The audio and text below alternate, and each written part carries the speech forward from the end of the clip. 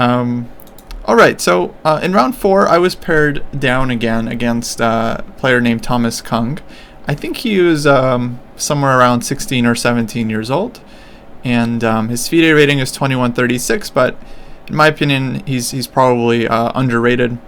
I mean, I think he had a really good tournament. I feel like he also drew at least one other GM, and yeah, did some strong, had a strong performance. So he goes e4. I played knight c6. This was just the line I decided to play against lower rated players if I'm really trying to imbalance the game right from the get-go. So this is also the opening that I played in, actually this was the previous round, in round 3 against Eli Logozar. So this game continues along similar lines, knight c3, g6, and here he goes bishop b5. Which is, I think, a very decent move. Just pinning the knight and potentially threatening d5. And here I rather quickly played bishop d7. Like, I don't think I even spent more than 30 seconds on this move. Maybe up to a minute, but I don't think I did, which is kind of unfortunate because this is just like a bad move. It's just a very bad move, and after black makes this move, if white knows what they're doing here, which my opponent did, white is just getting a huge advantage after e5. Like, this is now incredibly dangerous. Previously, like, e5 isn't really possible this early in the perk because when we take on e5, we can always exchange queens on d1, and white can take with the king or with the knight. I think either way, typically black quickly plays knight g4, bishop g7, and then this e5 pawn is really hard to defend for white. But with my bishop on d7, then none of this is really possible. So all of a sudden, after bishop b5, bishop d7, e5, it's actually huge problems for black. Like, black is already in danger of being not just much worse, but like outright lost.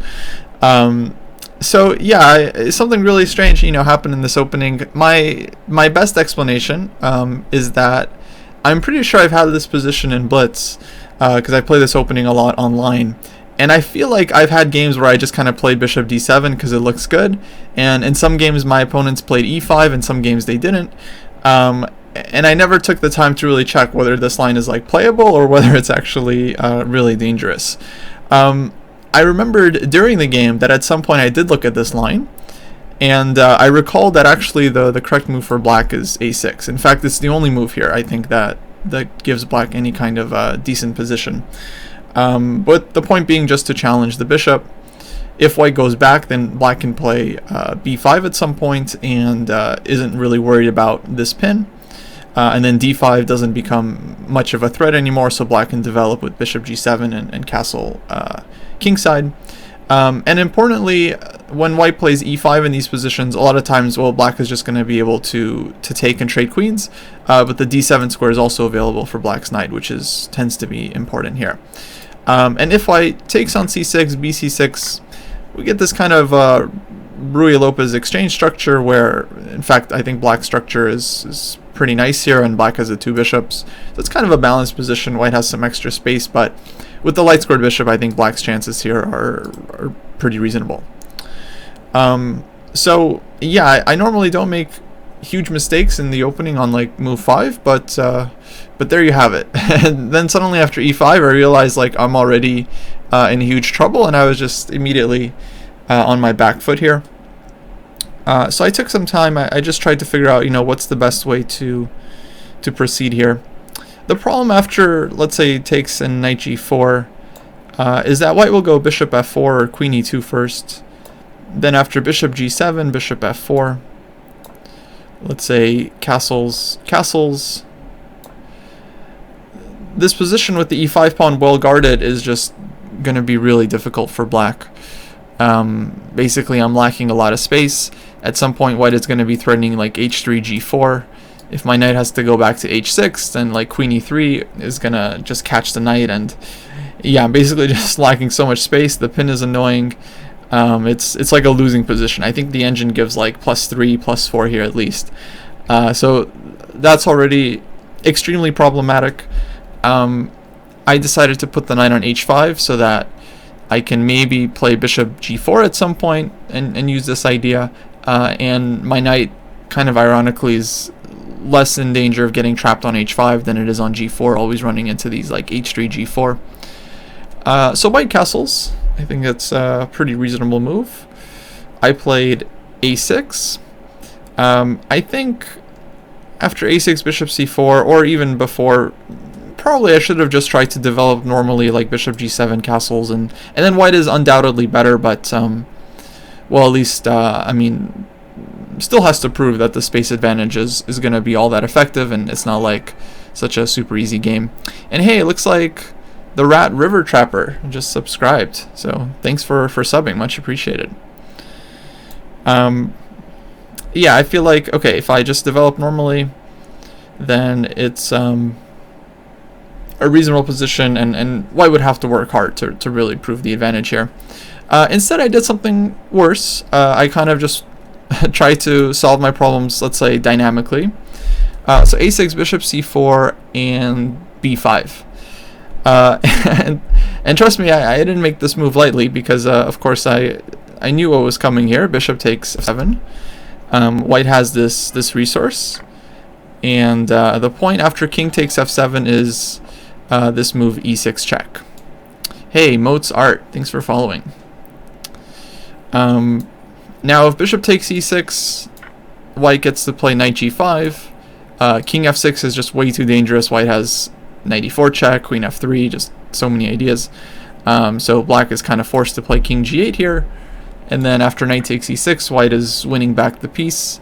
Black can trade queens, which is nice, but the problem is the endgame is still incredibly difficult, because, like, let's say rook c8, knight d5. Number one, the pawn on c7 is just lost, but even after that, I mean, black's pieces are much worse. The rook on h8 is not getting out. White has like a target at a4. It felt like a hopeless endgame. Maybe it's not 100% lost with the you know, if Stockfish was playing here, but very, very difficult to hold this kind of position. Oh yeah, I'm glad you appreciated the when I was covering the art of the sacrifice.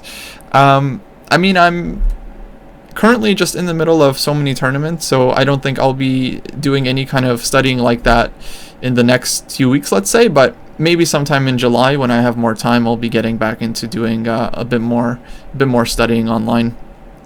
And yeah, I don't know, I'll keep the suggestion in mind. Endgames are always difficult to study and stay interested in, and yeah, so I have to think about if I really want to commit to some kind of dedicated endgame study, but definitely is overdue, so I will keep that in mind. Tipsy Ton asks, did you analyze all this over the board? No, not really, just kind of back in my hotel room, and then later at home going over with the engine. But this line I was aware of, I mean, during the game, because I was strongly considering taking the pawn, then knight g5 check would have followed, and we would have most likely gotten this endgame, and I just felt like I wouldn't be able to hold it.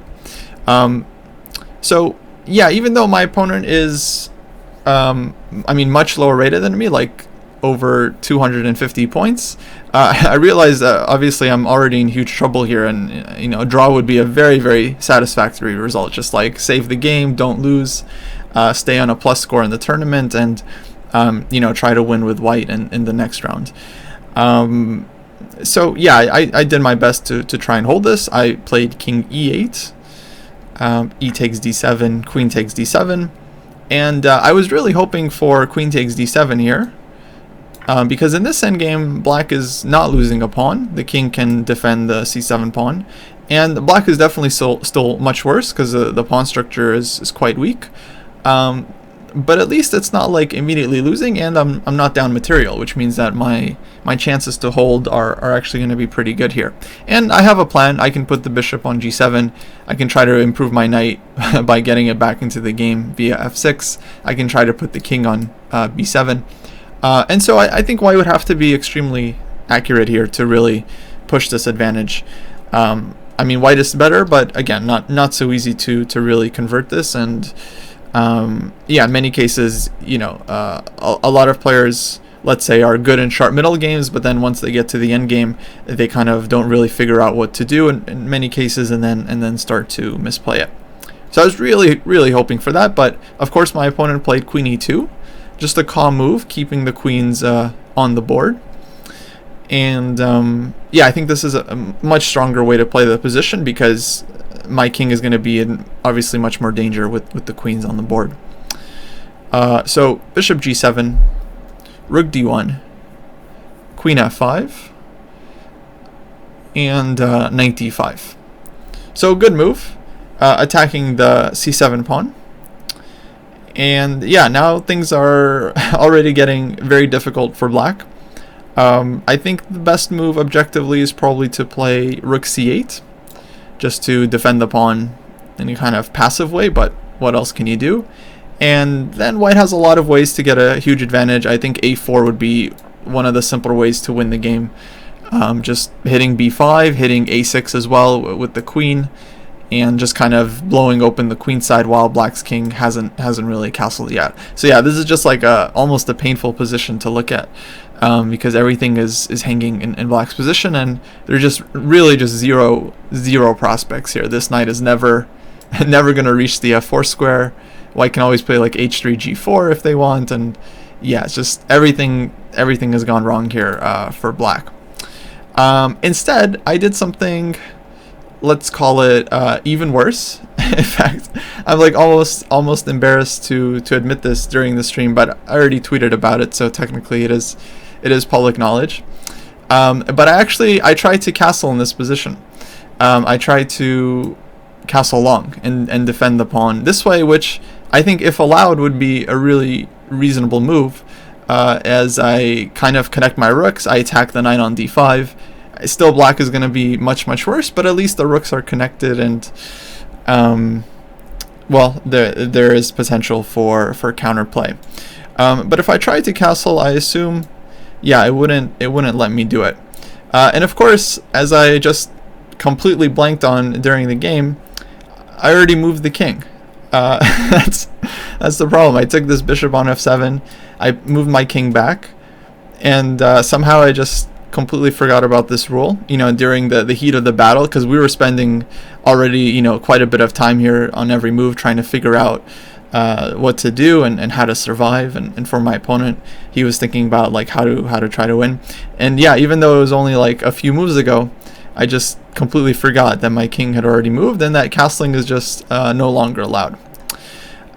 So of course he calls me on it, and I have to put the king back on e8. And additionally, I believe this rule is still in effect. Touch move is still in play. So because I touched my king and tried to castle, I'm kind of obliged to move my king, which is not so great. In fact, it kind of makes things even worse. So king f7 is kind of out of the question, because it just runs into knight g5 check, and things just get worse here. So I was essentially kind of forced to play king f8, and that's what I did. So the position has gone from lost to hopeless. White, of course, just grabs on c7 because there's absolutely no reason not to take this pawn.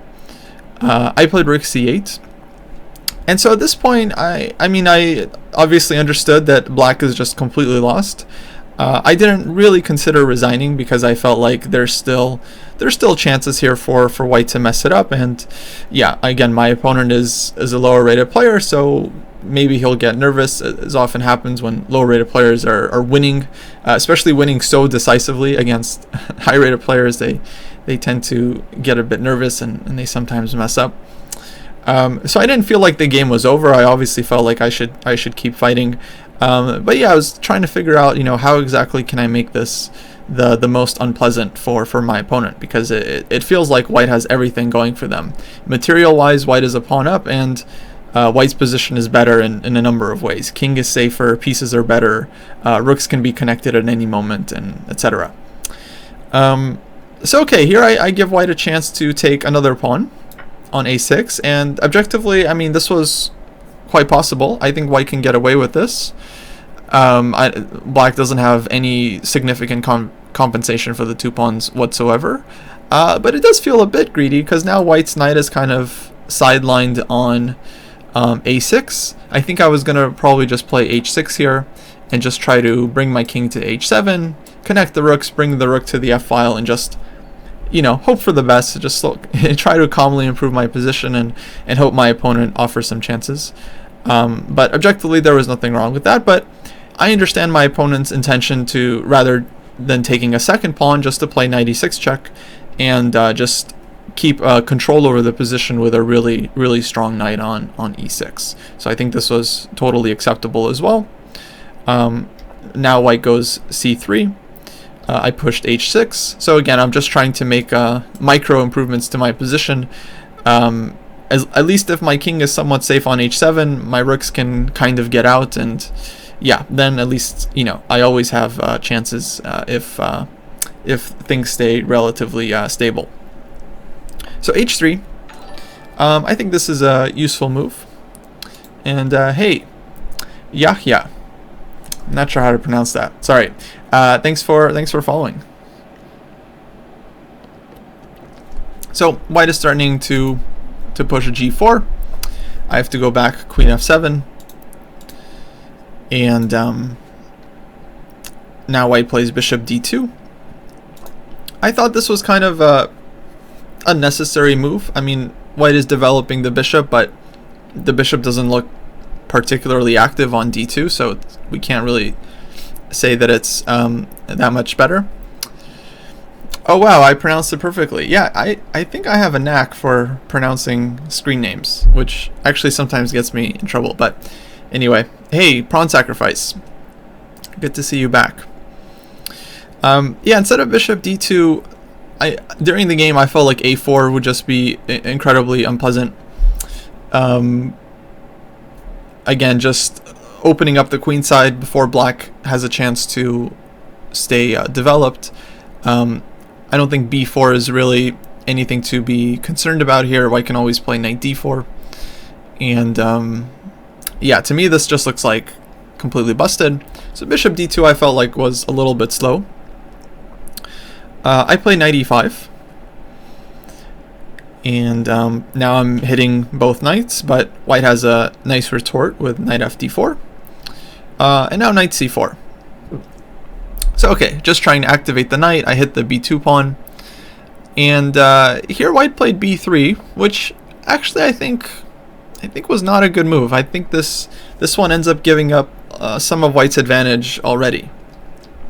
Instead, I think white should have probably just backed it up, like bishop c1, which feels a little bit slow, but it does kind of dominate the knight on c4, and now b3 is more or less playable. And then I think white gets a pretty significant edge. Actually, a4 here is also going to be a strong move in most positions too. But b3 is kind of a surprising mistake because I take on d2 here. Queen takes d2. Rook takes d2 would drop the pawn on c3. And now bishop takes d4. Maybe this is a somewhat surprising decision to give up the bishop, because it feels like I'm the one who's down a pawn, so why is black trading material?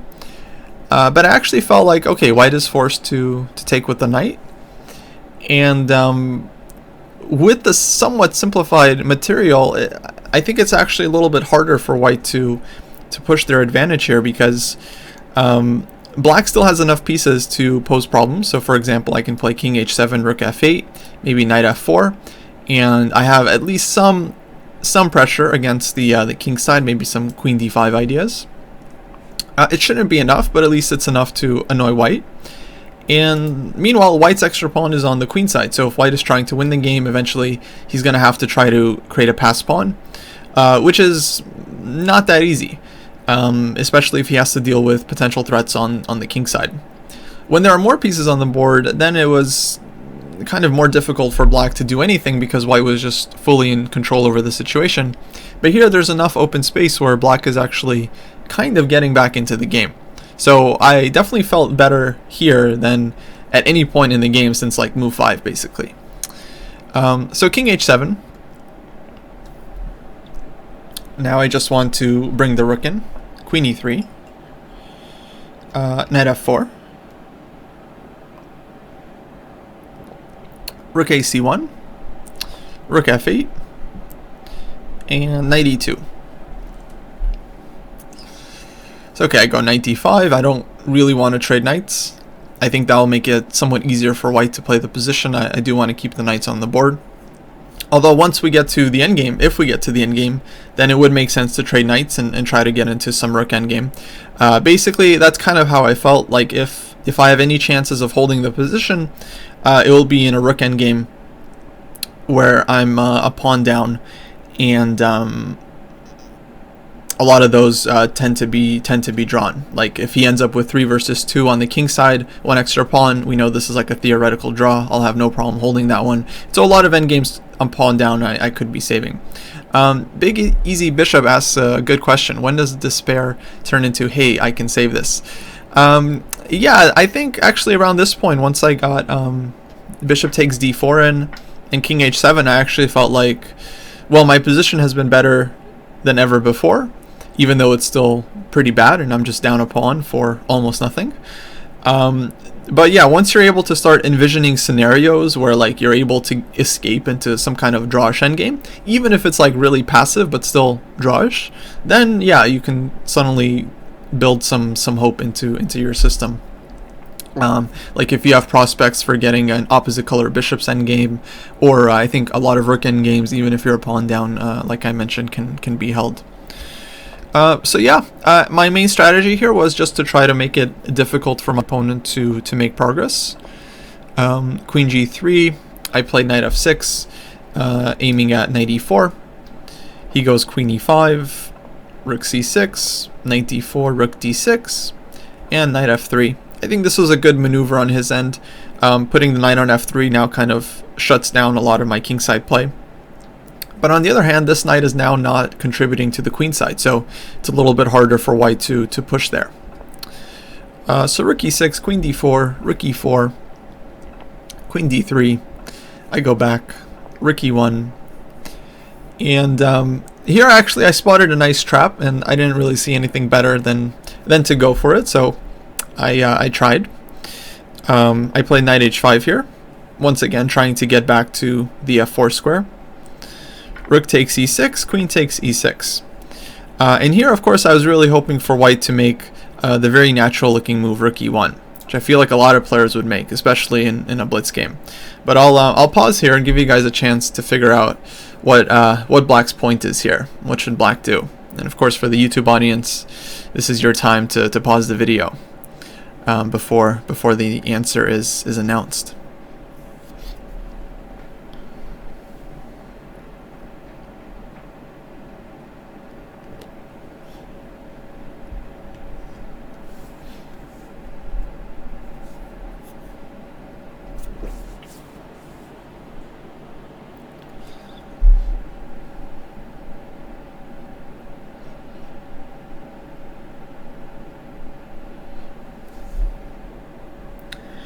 Okay, JYLU. Hey, how's it going? Good to see you again. Yeah, rook takes f3, exactly.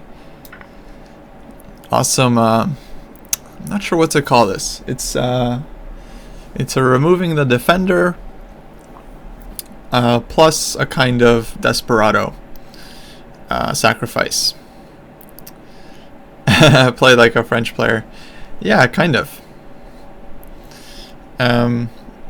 So yeah, I was really hoping for this one, and indeed I think black is not 100% winning, because white can still grab a lot of pawns in this endgame. And then something like rook e6. But okay, with an extra knight, like I'm probably not losing this. Maybe I'll get some winning chances. I wasn't too concerned about evaluating this position.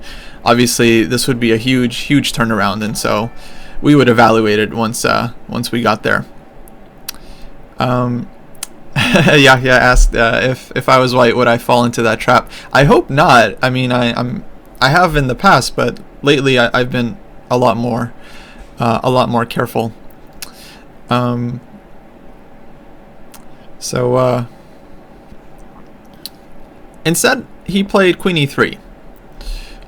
which is an interesting move. I don't think it was strictly necessary, but clearly he was annoyed with the idea of knight f4 showing up, and then maybe some sacrifices on h3, and his knight on f3 is loose.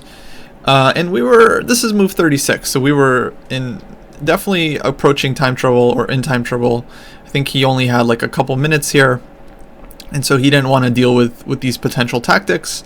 But queen e3, it gives black the opportunity to trade queens and really weaken white's structure, because now his pawn will also be isolated, and this will give me like knight g3, knight e4.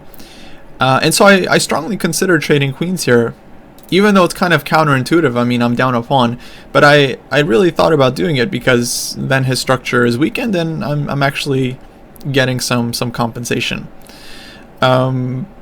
My other option would be to keep queens on the board, like something like queen f6, but then I'm still down a pawn for basically nothing. Maybe white can immediately just play c4 and just start pushing on the queen side, and yeah, I felt like I don't really have any compensation, so this is going to be worse objectively, even though the queens are still on. And then I remembered my game against Alejandro Ramirez.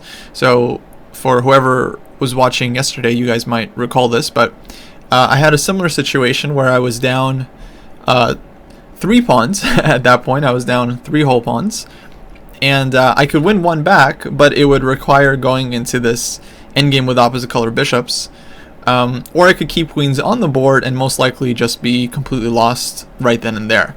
So I chose wrong. I kept the queens on, and the game was over in like a few moves.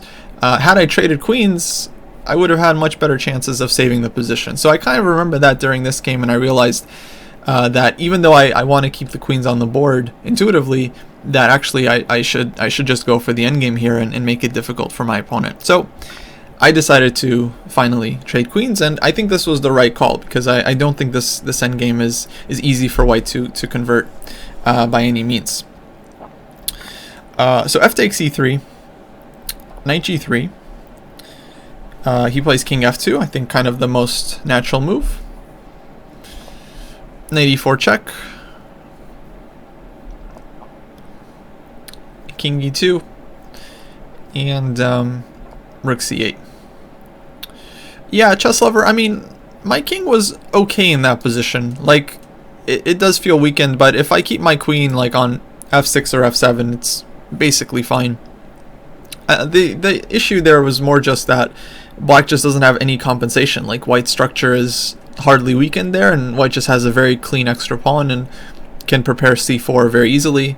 Where here, white has just some bigger issues with the structure specifically, because now this e3 pawn is a potential weakness, and black simply has more chances of counterplay there.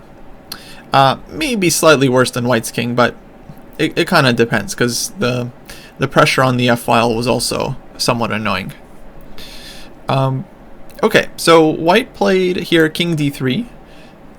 Definitely natural move, just defending the pawn. Hey, thanks Strawmeister 2017, much appreciated. I'm glad you're enjoying the show. I gave knight f2 check, and now white has kind of a tough call. He could play king d4 and kind of head forward. At this point it's move 40, so we've made the time control and we've been given extra time. And I mean, there are tricks here. For example, like e5 is a funny trick, but I think white can even just play knight takes e5, and I don't think black has anything there. Or even king d5 is also fine.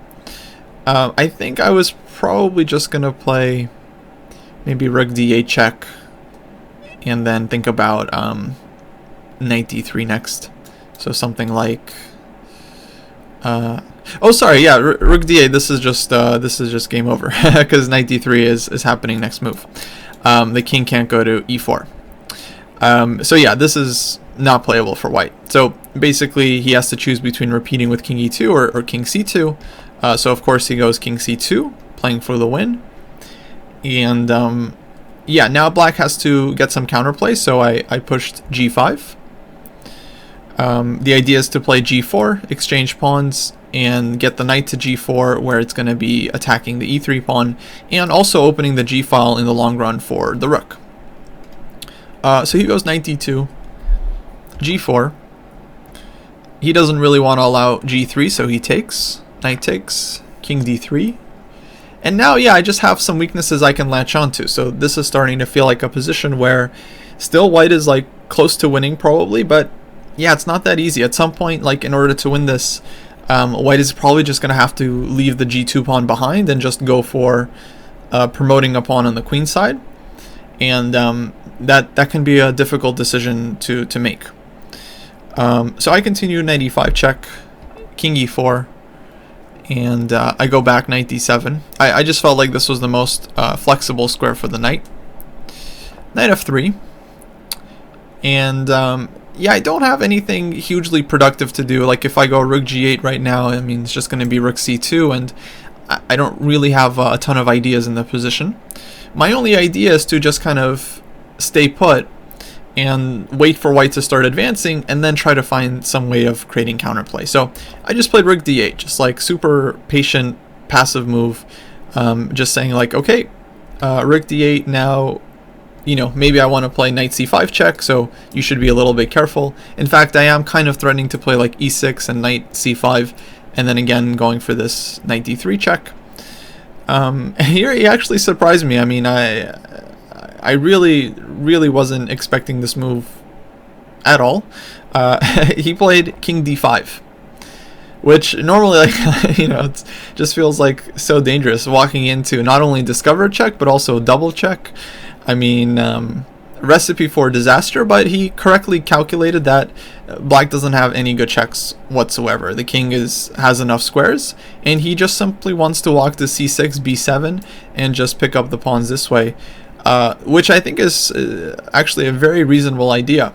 I mean, because here we only have 2 pieces left, so the king is not really in danger of getting mated here. 2 pieces can't coordinate it against a king on such an open board. If I had 3 pieces, then okay, this would be somewhat risky, but 2 pieces is typically just not enough, and the king is just going to walk in and start collecting stuff. So this was dangerous, and I had to figure out a good construction here, but I managed to do that, thankfully.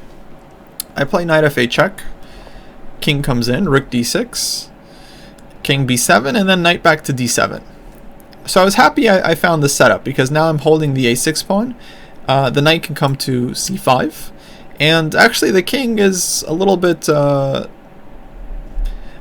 know, it's kind of hanging around, but it's not actually, you know, it's in danger of just being misplaced at some point, and it can't really do much because the rook is, of course, defended. And then my plan is maybe just to push like a5, a4, try to trade off more pawns, and eventually maybe start swinging the rook and going for white's weaknesses once I can get some counterplay. So it's a critical moment. White goes rook c2. I think this was an interesting idea, trying to play rook d2. Knight c5 check, king a7, rook e6. He goes c4. And of course b4. So I'm trying to keep the situation under control. Now my knight is kind of a nice blockading piece, and I want to go like b4, a4, try to trade these pawns off this way, and then we can white structure even more. Okay, so he goes knight d4, which is an interesting move, because if I take this pawn on e3, then after knight c6, I believe my queen side here is kind of collapsing. This guy is hanging, I don't have a5, and if knight d3, then white can probably just take this pawn, and the king is coming back around, and I might lose this pawn as well very soon. Or the c pawn on its own is probably enough to win the game. So here white's king activity is just totally decisive. But thankfully against knight d4, I don't have to take on e3.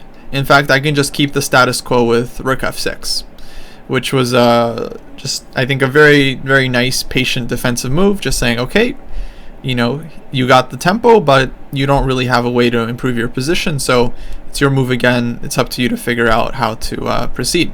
Because yeah, like, it's not clear how white can really improve their position, whereas black actually has a plan, like a5, a4, and try to create some weaknesses. So what would have been good for white here is actually this move, rook d2. from the start.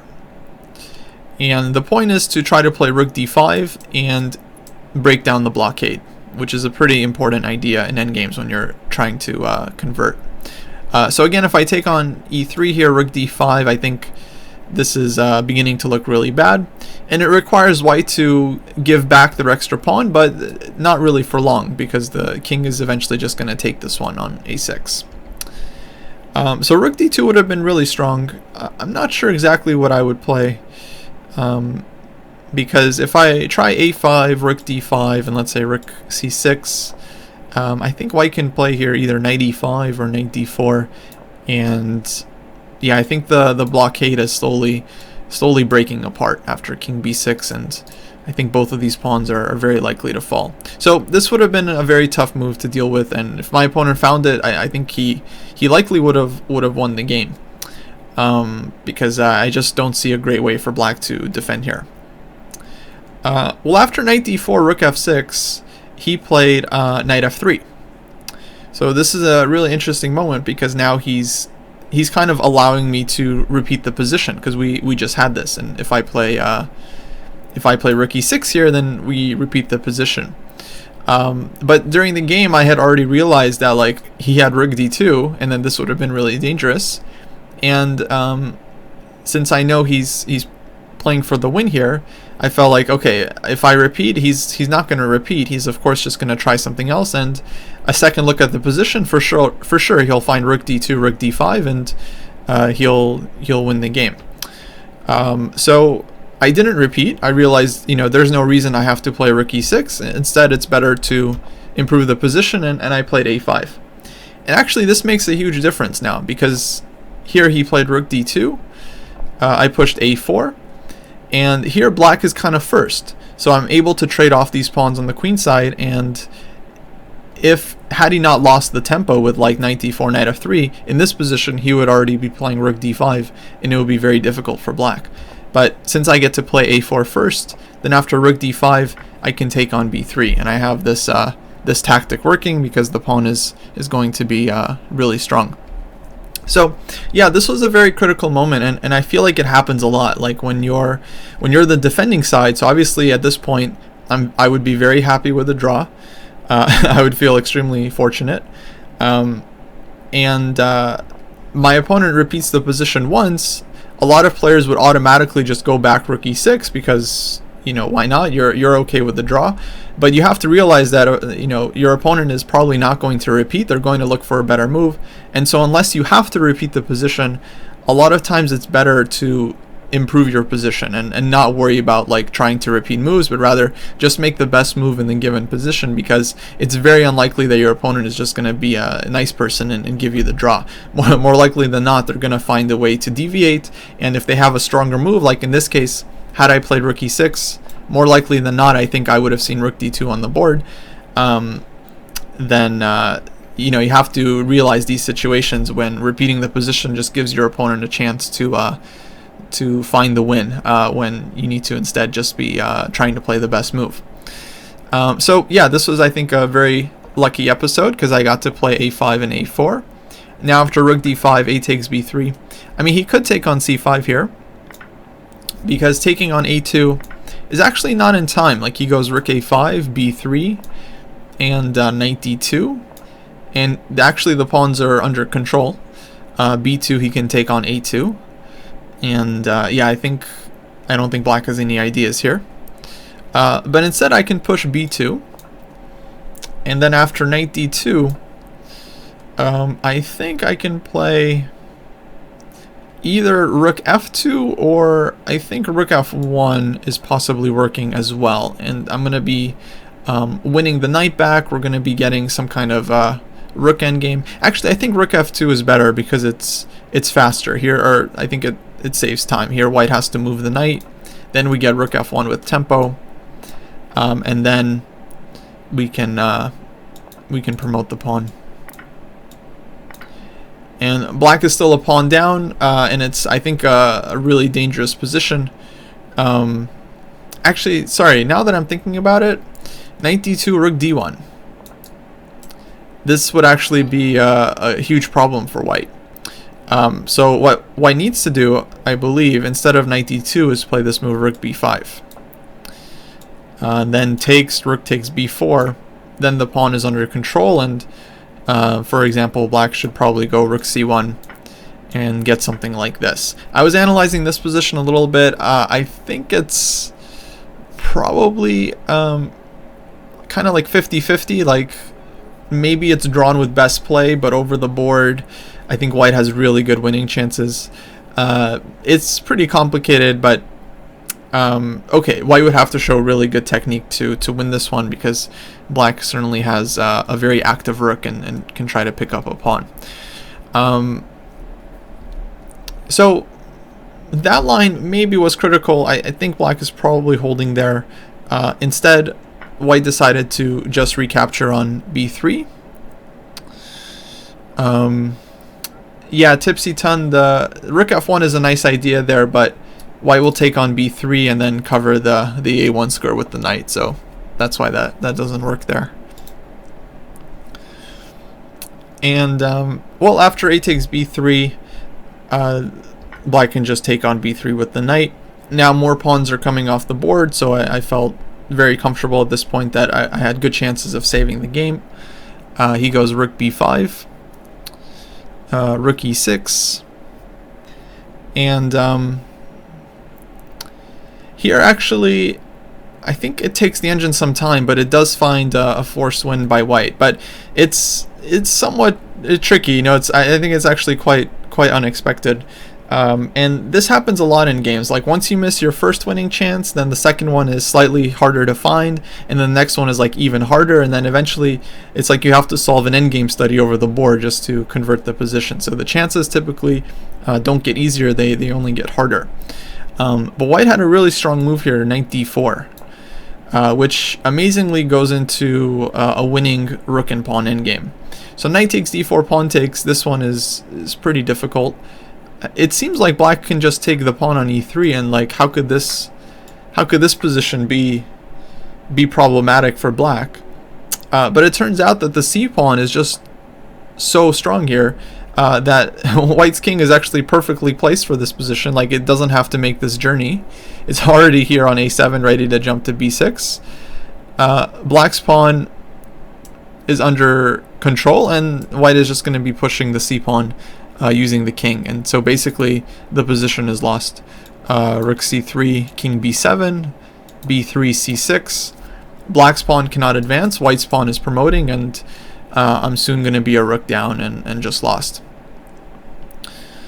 So yeah, this is simply winning for white. Z Nation, who are you watching? Who is going through the Agard books?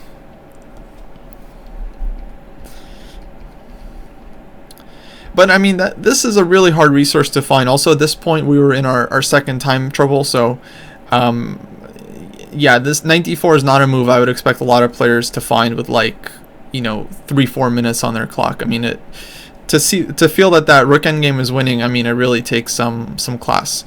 During the game, I mean, this was not on my radar at all, but still a very nice resource. I was expecting rook takes b4. And then after rook takes e3, king b6, white is definitely the one still pushing here. Black should play rook c3 to try to keep the pawn under control. But white is still doing better here thanks to the active king, and does have some chances left. Drawmeister, in fact, I have this information up on the screen right here. So I was playing Thomas Kung, who's 2136.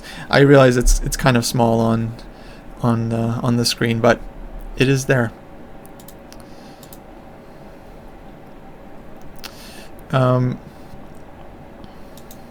yeah, I thought this was kind of a good chance for white. Instead, he really surprised me with the move c5, because I felt like this actually makes things really easy for black. One thing I could have done, hey Big Reno, thanks for following. Actually, a simple move rook c6 would have made a draw almost immediately, because now I'm just taking the c5 pawn. After rook b4, knight takes c5, black is fine. Like if rook here or something, trying to use the pin, we have this nice check, and we simply get out, and black should be totally fine here. In fact, white has to make sure that the king isn't like too far away from the action, but most likely result here should be a draw.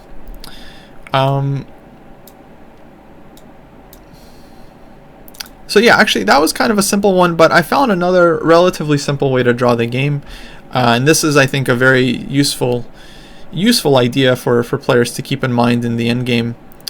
No, Extreme Dota, I did not see that knight d4 resource. I just kind of blankly assumed that the rook endgame would be fine for black, because like I think black is even up a pawn in that position.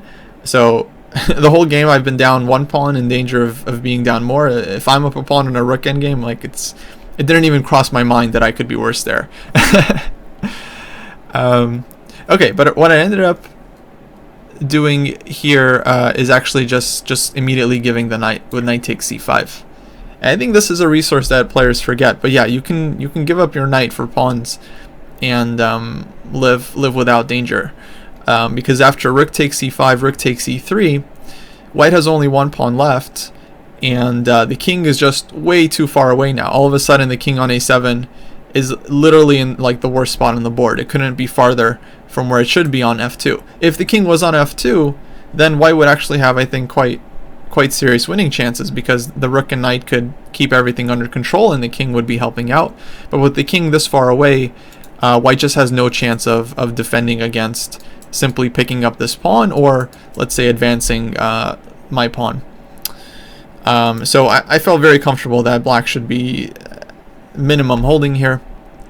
I mean, worst case scenario, we can get an endgame with rook and knight against rook, but this endgame, in my opinion, is actually very easy to hold, much easier than rook and bishop versus rook.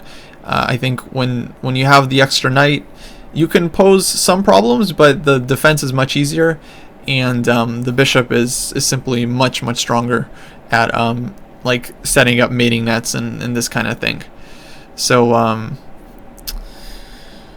yeah, I don't think I've ever lost rook against rook and knight. I've had to hold it a couple times. One time I had to hold it with like 1 minute on my clock and 5-second delay, and like I had no problem. You know, I held all 50 moves. I could have held 75 moves. it would have been no problem whatsoever. But rook and bishop, that one is tricky. So I wouldn't go into rook and bishop so lightly unless I absolutely had to.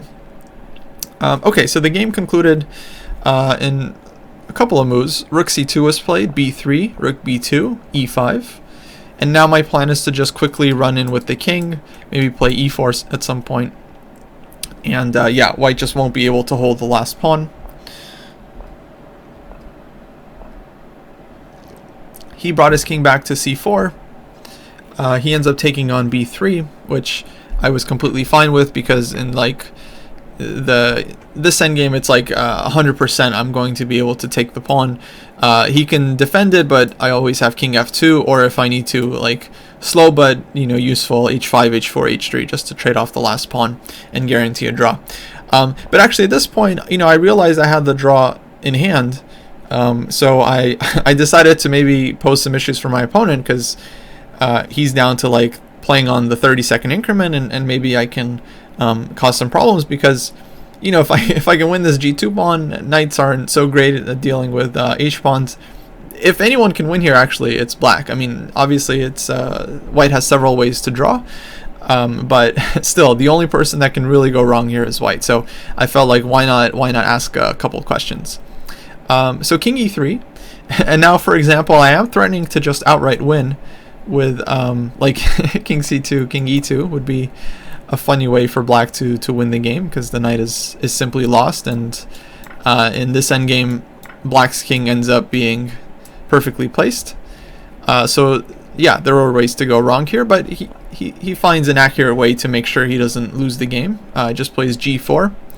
Now if I go after the knight, he'll come around for the pawn, and this would be one way to draw the game. Neither side can really do anything here. So instead I played king f4. I took the pawn, but now the white's king gets back, it's very easy to hold this position, and once he took on h4, we agreed to a draw because king e3 is coming next.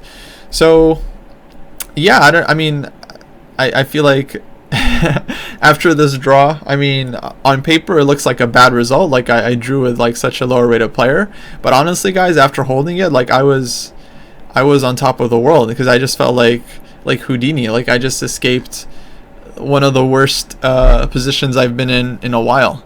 Like after 15 moves, we had this position where Black had already forfeited their castling rights and is worse in every single respect.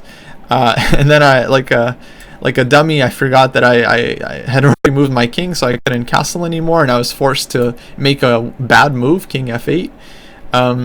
So yeah, at no point in this game until towards the end was I actually expecting to hold it, but I felt very proud that I ended up saving it, because a lot of times in similar situations I tend to give up in difficult positions, which I think a lot of players can probably relate to, where it's like, okay, it's a bad position, so like you just try some random tactics, hopefully it works, it probably won't, and then most likely you'll just lose the game, and then you can move on. But here I felt like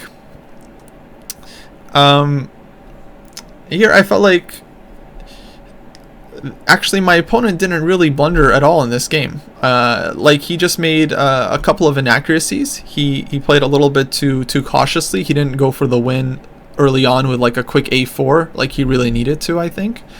And slowly he let me get back into the game, and then it just got like slightly harder and slightly harder and slightly harder to convert the advantage, and all of a sudden it was very difficult, and then he didn't find like a study like win, and then Black had very decent drawing chances at that point. Yeah, the way I got in trouble, for those that missed it, was simply in the opening I just made a pretty bad move. It was kind of a perk defense with an early knight c6, and then bishop b5, bishop d7, e5. This is already just like very, very bad for Black because the white is gaining so much space, and Black's pieces have to go sideways. Instead, a6 was the right move, which hopefully I'll remember for next time, because I would like to play this line at some point again in the future. And then actually, Tipsy Ton, no, I played b5 kind of expecting to go for this endgame after queen takes d7, king takes d7, and this endgame I felt would be playable. And then once my opponent played queen e2, yeah, I simply just didn't, at this point I just forgot. Like, because in the other line my king is going to d7, so castling is no longer relevant, like my king's on d7. Once he plays queen e2, I'm like, oh, okay, so my position's slightly worse, maybe I can castle, and life is not so bad. So I think actually the reason I got confused is because I was expecting queen d7, king d7. It's like forfeiting my castling rights, even though they were already forfeited. And then when my opponent plays queen e2, somehow psychologically I'm like, oh, I guess I can still castle now since my king didn't go to d7. But this is, of course, completely incorrect. So yeah, but still, I mean, I really feel like this was one of my greatest escapes yet. So this round put me on 2.5 out of 4. Which brings us to round 5.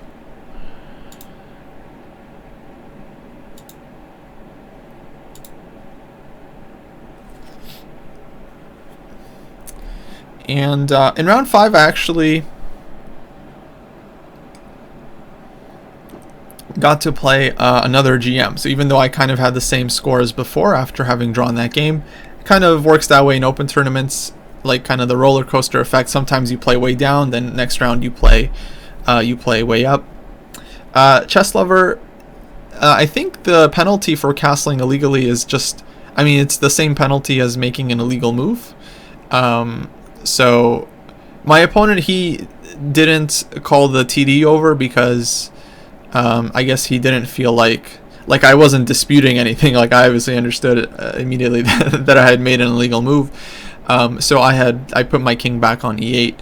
Had he called the TD over, which he could have, I think they would have taken off like 2 minutes off my clock or something. The penalty is kind of strange because it's 2 minutes in a classical game is basically nothing, so I don't really see the point. However, in a blitz game, it is important because sometimes if you make an illegal move, you can just lose the game. Although lately they changed the rules for that. In FIDE Blitz, if you make an illegal move, your opponent gains 1 minute on the clock, and then your second time making an illegal move, you actually end up forfeiting the game, which I think was a strange decision to make because, I mean, most players totally agree with the rule and over the board blitz that if you make an illegal move, you deserve to lose the game. Yeah, by kind of making it a 2-strike penalty, then it just really slows things down because all of a sudden the arbiters now have to arbitrate every single illegal move. And so in a tournament with like 50 blitz games going on, there's going to be illegal moves like every round. And so arbiters are going to have to go around, adjust everyone's clocks. And that takes time, and that like takes players out of the game.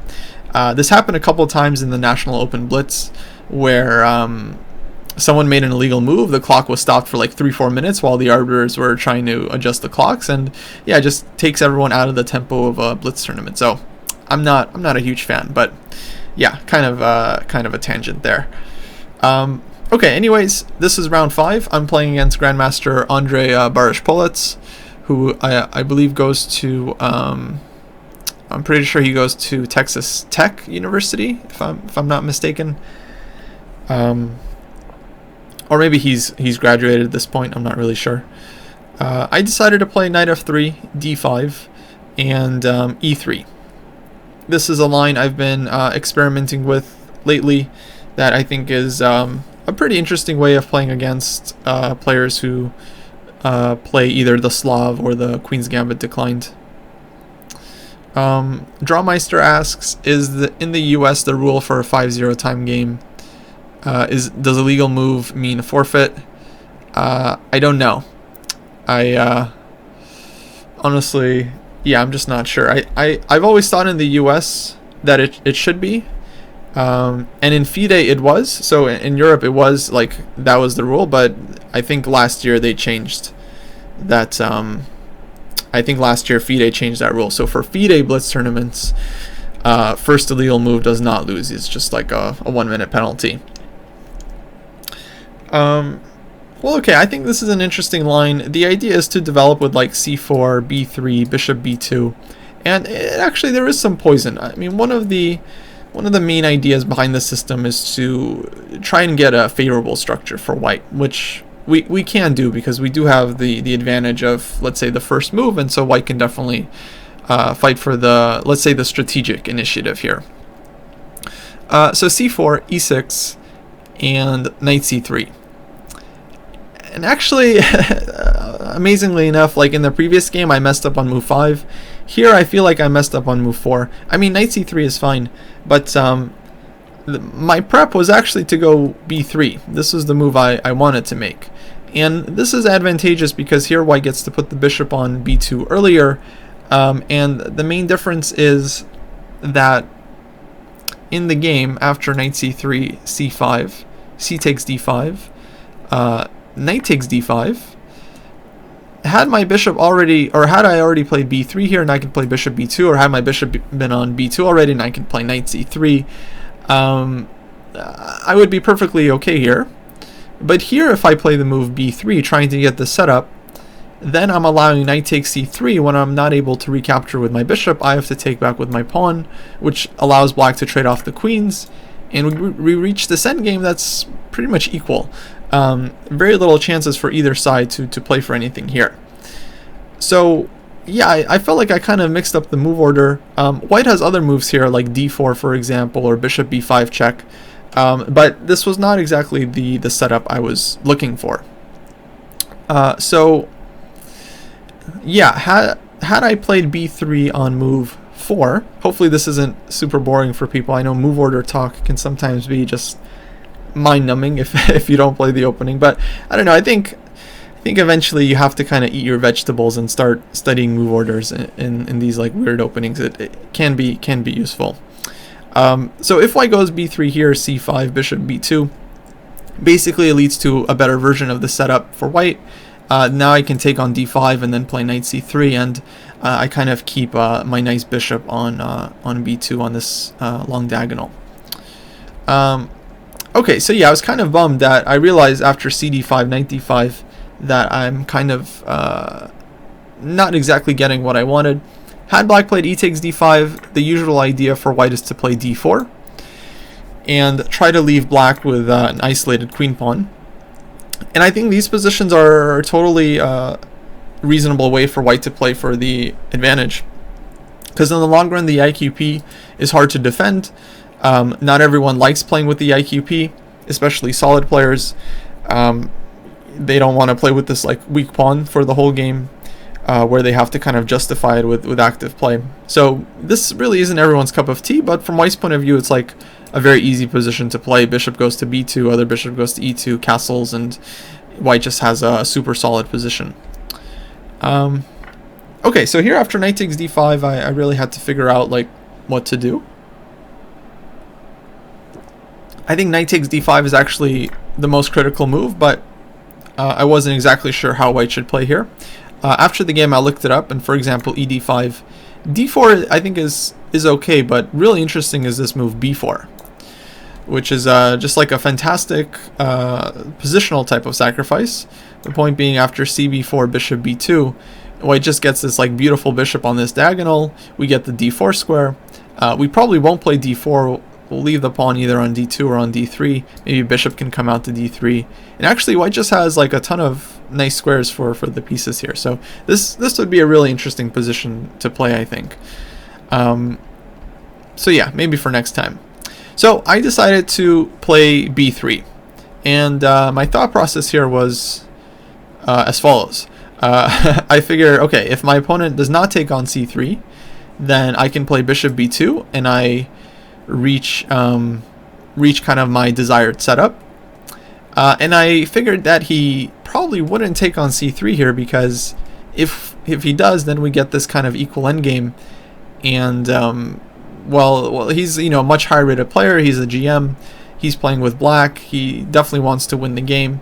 I feel like from his point of view, his chances of winning the endgame are probably lower than keeping pieces on the board and playing a more complicated middle game. Big Easy Bishop asked, what's the deciding factor to play d4?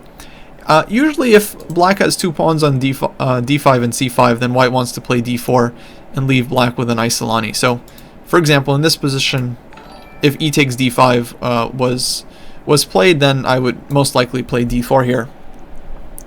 And here the point is that white's structure is just going to be better in the long run. At some point I can just take on c5 and leave black with an isolated queen pawn. If black plays c4 in these types of positions, they really have to be careful that b3 doesn't just completely open things up. Here, I mean, maybe black has like b5 or something, but even then I think just taking, and I feel like black really has to be very, very careful before leaving themselves with this pawn on d5 that's really weak. So yeah, basically d4 is usually played against e takes d5 structures when black has these kind of hanging pawns in the center. Okay, so yeah, I played b3 basically hoping to get my line in, and thinking that maybe he wouldn't want to go for the endgame, although objectively black should be fine there. And then unfortunately he surprised me. He took on c3, and I was like, oh no, because not that I would be so upset with a draw here. I mean, I think a draw would be a pretty good result for me, but I don't really like doing this with white, where I just get nothing out of the opening, and like I'm not going to outplay him here. So it's kind of like he has a free shot at the goal here, because okay, it's an equal endgame, and he can try to outplay me. And in some cases, he'll probably get some chances. In most cases, I'll probably hold it. But like, I feel like white here is rarely winning these games, only if he blunders something, which is not likely. Okay, that said, I was still quite comfortable here, because I felt like there's no way white is worse here. I mean, white can maybe pose some questions, because I'm slightly ahead in development. My king has a nice square on c2 where it will be reasonably safe. But yeah, okay, I wasn't too concerned. I didn't feel like I had a lot of risk here. So bishop d6, e4. My setup here was to put the bishop on e3 and then bring the knight to d2 and c4. And actually, I wasn't 100% without ambition here, because there was this endgame played between Magnus Carlsen and MVL in the Sinkfield Cup. I think it was either 2018 or 2017, where Magnus played this very similar type of endgame against MVL's Grunfeld and then posed a lot of problems. He ended up losing the endgame, amazingly, but still, the fact that he was able to cause problems in such a symmetrical structure was interesting. So it is possible here. Looks like Gold Dust Tori is rating with a party of 98, which is awesome. So thank you so much. I'll have to get you back for that. Well, welcome to everyone who is joining. I don't know if they're here yet. I never know when people have arrived or not. But all right. welcome to the stream. I'm basically reviewing my games from the recent tournament.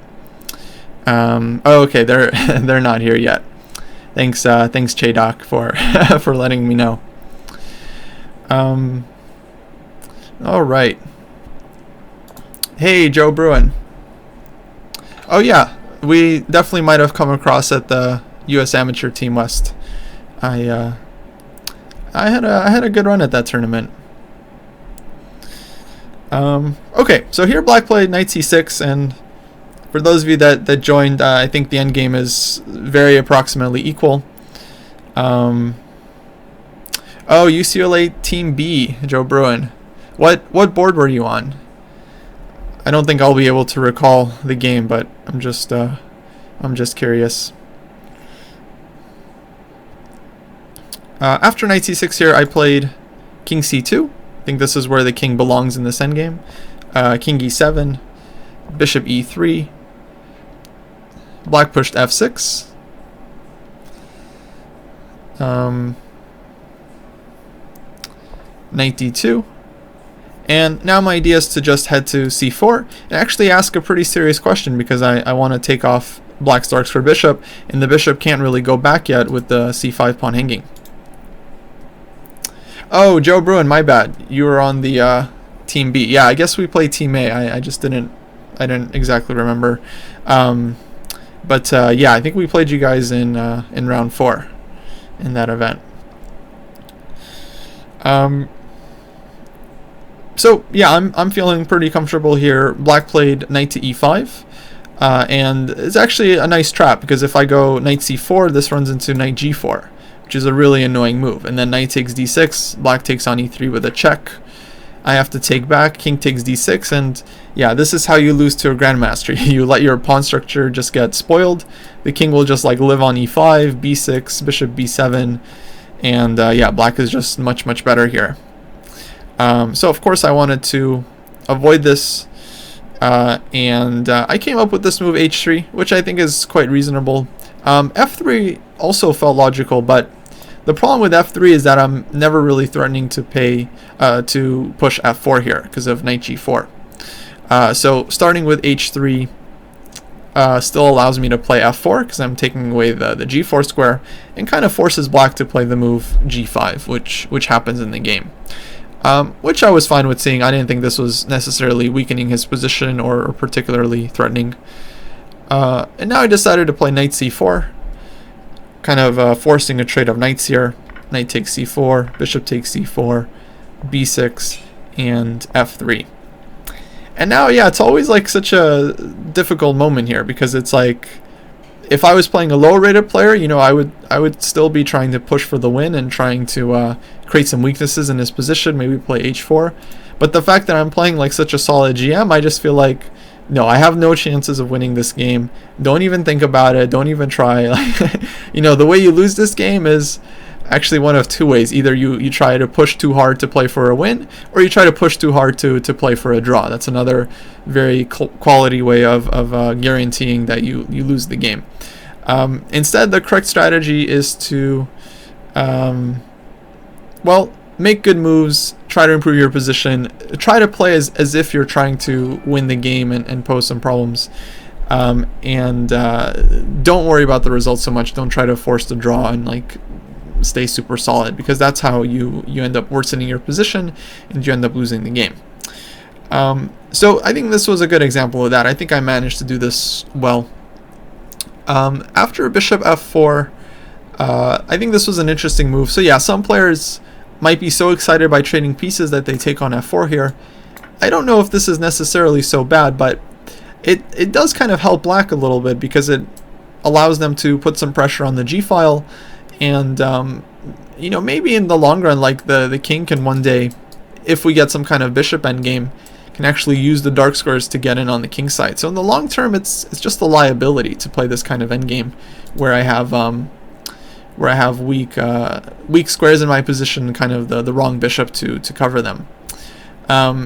So yeah, just because you're okay with a draw doesn't mean you should be trading pieces at every moment. So of course I just played bishop f2 like I would against a lower rated player, because I think this is the best move in the position. Bishop b7 was played, a4, and now my idea is to actually prod on the queen side with a5. And if he lets me make this move, then, you know, at some point I might be threatening to take. Maybe I'll advance with a6. White can definitely ask some questions on the queen side. My two bishops are kind of nicely pointed in this direction.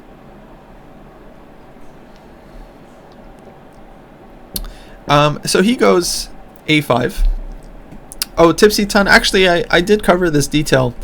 There was a tactical issue back here after knight d2, knight e5. If I go knight c4 here, this runs into knight g4. And taking on d6 is no good because of knight takes e3 check. Yeah, no worries. And then I'm forced to weaken my structure. And I don't really have any other options here, because if the bishop moves away, black can just take the pawn on f2 and is doing quite well. So yeah, that was the reason for h3 first. Okay, so a5, and I was definitely okay with seeing this move, because now I have the b5 square for my bishop, and I have ideas of breaking with b4 one day and trying to collect the pawn on b6. In fact, I had the exact same structure with reverse colors against Eli in round 3, for those of you that saw the game yesterday. Hey, Michael Yang, you were there. Where with black, I had this structure like a5, b6, c6, and then b5 was always an idea. So here b4 is of course an idea, and I had the same like two bishops like on this diagonal also. So this was pretty similar. Okay, so I played bishop b5, just starting with this move. Now I want to go rook a d1, rook d7 if possible. Of course he goes rook d8.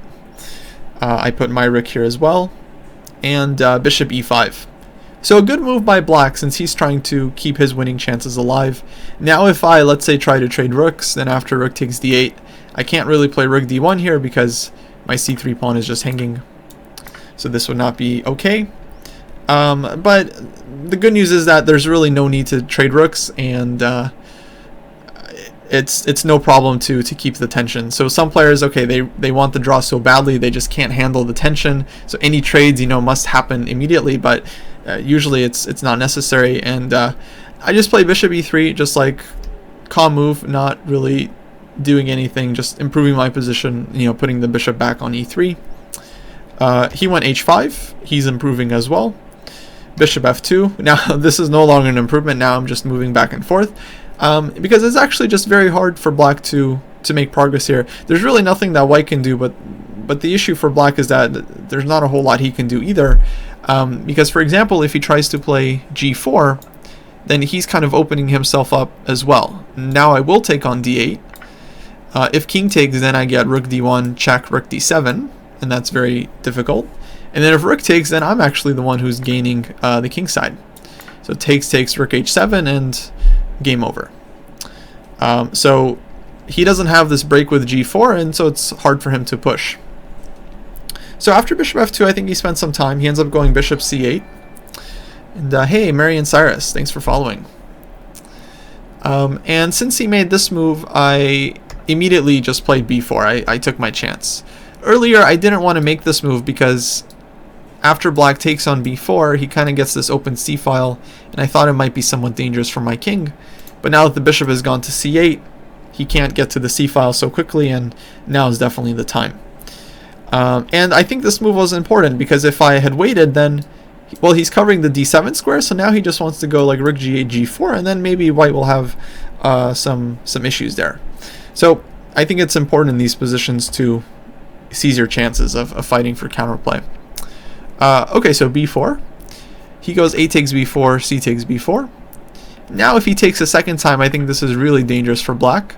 Possibly just unplayable, because I have like bishop c5 check in the position, which is annoying, and just winning the pawn. I can also just start running this pawn to a7, and my pawn is a lot more dangerous than black's pawn, mainly because my king is just better placed. So this, I think, would be, I mean, at this point, no more draw. I'm just playing for the win there. So he didn't do that. He went for bishop d4, which I think was also reasonable. But now I actually felt like this endgame was not dangerous at all for white. So takes, and king d3. And the same thing if he had played rook takes d4 here. I think I would just trade rooks and go king d3. And the point is, actually, the king here feels like a very good blockader, because black has no way of really challenging the king. Now if black had a knight, this would be a completely different story. Black would just play like rook d8, bring the knight to g6, knight f4, knight e5, and the king would not be well placed on d3 at all. But since black only has this bishop, and the bishop can't get to the king, white's king here is actually a very nice defensive piece, and next I'm ready to play like rook c1 and activate my rook, and I don't think white is in any danger here whatsoever. So he keeps more pieces on the board, logical. I played king d3. And now he's basically forced to go bishop d7, because if he allows rook c1, rook c7, then he's actually just going to be much worse, because white is just going to dominate the c file, and eventually I'm just going to push a5, a6, and my pawn is going to be much stronger than his pawn. So bishop d7, this was kind of necessary from his point of view. We go into this rook endgame, and this one is kind of drawish, but I think there's definitely still ways to go wrong. So I was trying to focus very, very hard here and make sure that I didn't mess it up. If my opponent gave me some chances, I surely would have tried to take them, but I didn't really think didn't really think I was going to get any serious chances. Master Yoda asked, after bishop d7, could I have played rook dc1? I did consider this move, for sure. I guess I didn't like that after takes, my structure is weakened, because now I can't create a pass pawn. I'm not sure about the evaluation of this endgame. I imagine white is still close to equal, but it felt kind of an unnecessary, what's the word I'm looking for? Concession. Because there was no reason to allow this. Because I would rather just have my pawns healthy. Here I might be fine, but I kind of have less resources, it feels like. So to me, bishop takes d7 seemed cleaner. So takes, and now rook a1. I think this is a good move. Not rook c1, because then black plays rook a8, and I'm probably just going to have to play rook a1 anyway. So I realized, let's put this rook on a1, and the second rook should come to c1. Hey, thanks Joe Bruin. Have a good night. Thanks for checking out the stream.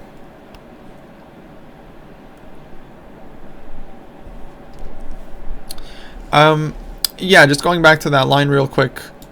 I'm not really getting rook c7 because, I mean, for one, black could just play rook d7 immediately and prevent this. I mean, I could play rook c6 and go for counterplay here.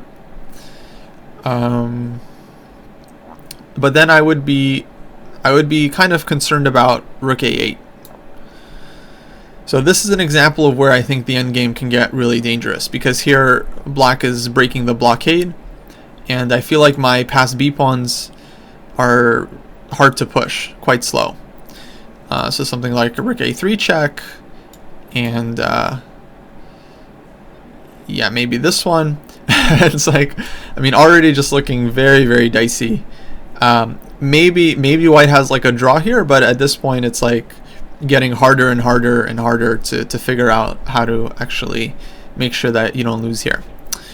So this is something that I definitely wanted to avoid.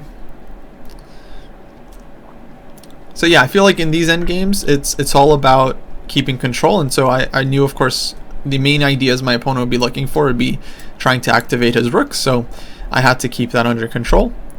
So rook a1, e5, rook c1. Black goes rook a8, and now b5. And so I felt like this was a good way of actually just keeping a nice blockade. So after rook a7, I can go rook c4 and defend the pawn. And he has like rook a5 here, actually, threatening to take the pawn.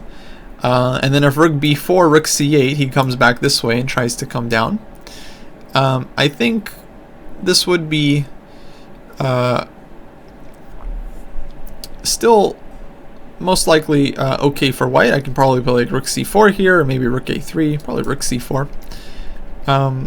But I think in this case it's much better actually just to go for the counterplay with rook c7 check. So I think this could be dangerous for black too if white's rooks are able to also activate themselves. So white is not the only one that can get in trouble here, that's for sure. And yeah, I felt like this was just way too risky for black to enter. Yeah, Master Yoda, rook g8 was definitely possible there, but black does have to be careful about white just pushing on the queen side. So he can't necessarily leave his rook on the king side forever and have white play with two rooks against one on the queen side.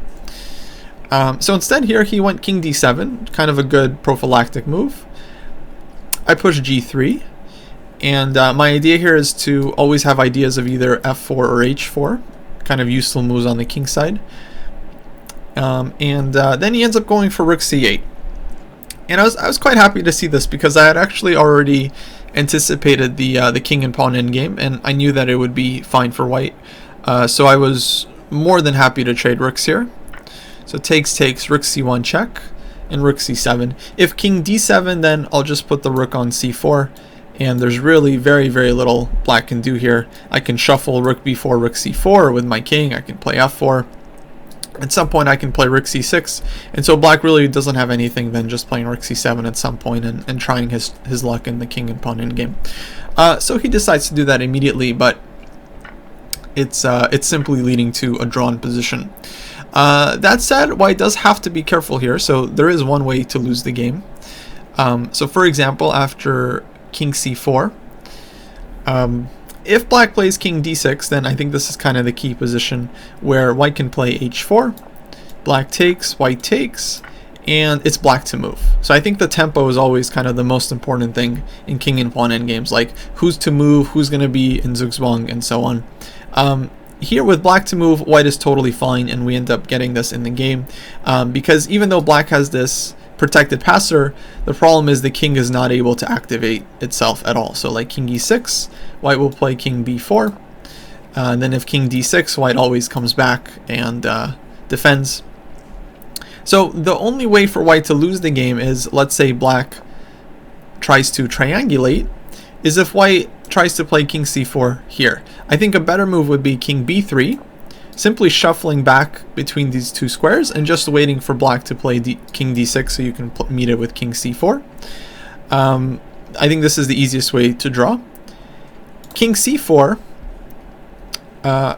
after let's say king e7, king c4, and then king d6. So this is what white has to avoid, is getting this position but with white to move, because now black's king is kind of in good position. And if white plays king b4 here, then this is a typical way for black to win this endgame. They can push d3, give up this pawn, but activate their king, and this would be a hopeless position for white. Because I have no counterplay, black is going to take this pawn and then take this pawn and then just have an outside pass pawn and is winning easily. But yes, Master Yoda, exactly. Even in this case, after king d6, white can play f4. And this still holds. Yeah, so I have this resource, but it's obviously it's harder than in the previous position. It's much easier for white just to shuffle back and forth, and then there's no issues. Here, like f4, it already looks a little bit tricky. If black takes, then white is basically fine here. I think I calculated this during the game, but white is essentially okay in this pawn race. And then white's pawn is... Actually, here I think white's pawn is faster, so black can't really go for this. So f4 does hold. Black probably should play something like king e6. But then the reason this is still defendable is because after takes, and then king b4, here white kind of reaches the same construction. So after king d6, you're in time to play king c4, and then you're okay. But if you do the same thing again, if you pull that stuff again, let's say black goes king e7 and then you play king c4, now after king d6, I think this is problematic. You no longer have this f4 resource. And so like king b4, d3, this is again just losing for white, because the king has no way of doing anything on the king side. White's king is simply dominated and black is winning everything. So even though you have f4, you still have to figure out that it's very important for white to continue shuffling and only play king c4 when black's king is actually on d6, and then white is holding. Okay, I know that probably felt very, very complex to some of you watching. Hopefully it wasn't too bad. But what are you gonna do? King and pawn endgames, you know what, I'll tell you honestly, nobody likes them. Nobody likes them, I swear.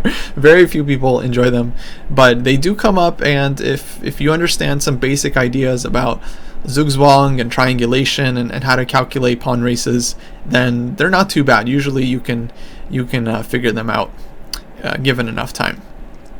Okay, so long story short, I realized that I'm holding this king and pawn endgame, so I wasn't worried about losing it. After king c4, he played h4. And now, for example, there is a way to lose the game.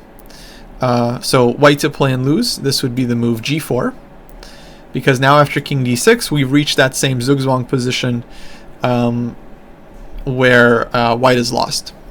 Because here I don't have f4, I have to go back or play king b4, and this goes into that other line. But good news is I have g takes h4, g takes h4, and black doesn't get king d6 in time, so king b4. Now if king d6, then I'll play king c4. So he tested me a little bit here. He played king d7, kind of hoping for king c4, king d6, and then maybe he has some chances. But okay, I already understood the plan. I should just shuffle back and forth. So king e7, king b4.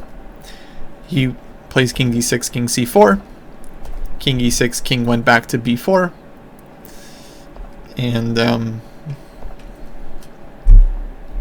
well, I just simply waited for him to play king d6, then I played king c4, and then after king d7, we agreed to a draw here.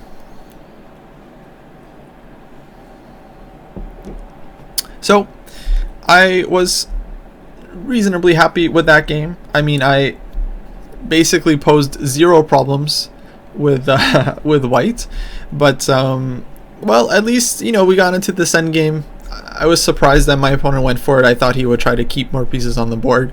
And I felt like I held my own, which was kind of nice. I mean, my opponent is like a strong technical player. I'm sure he's won many like equal endgames in his life against lower rated players.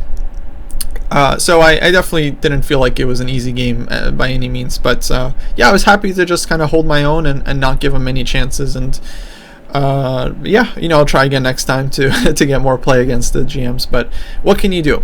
In round 2, you know, against Alejandro Ramirez, I played way too aggressively in the opening and like was punished for it pretty badly. So I felt like I had to kind of adjust and just try to play more solid with white.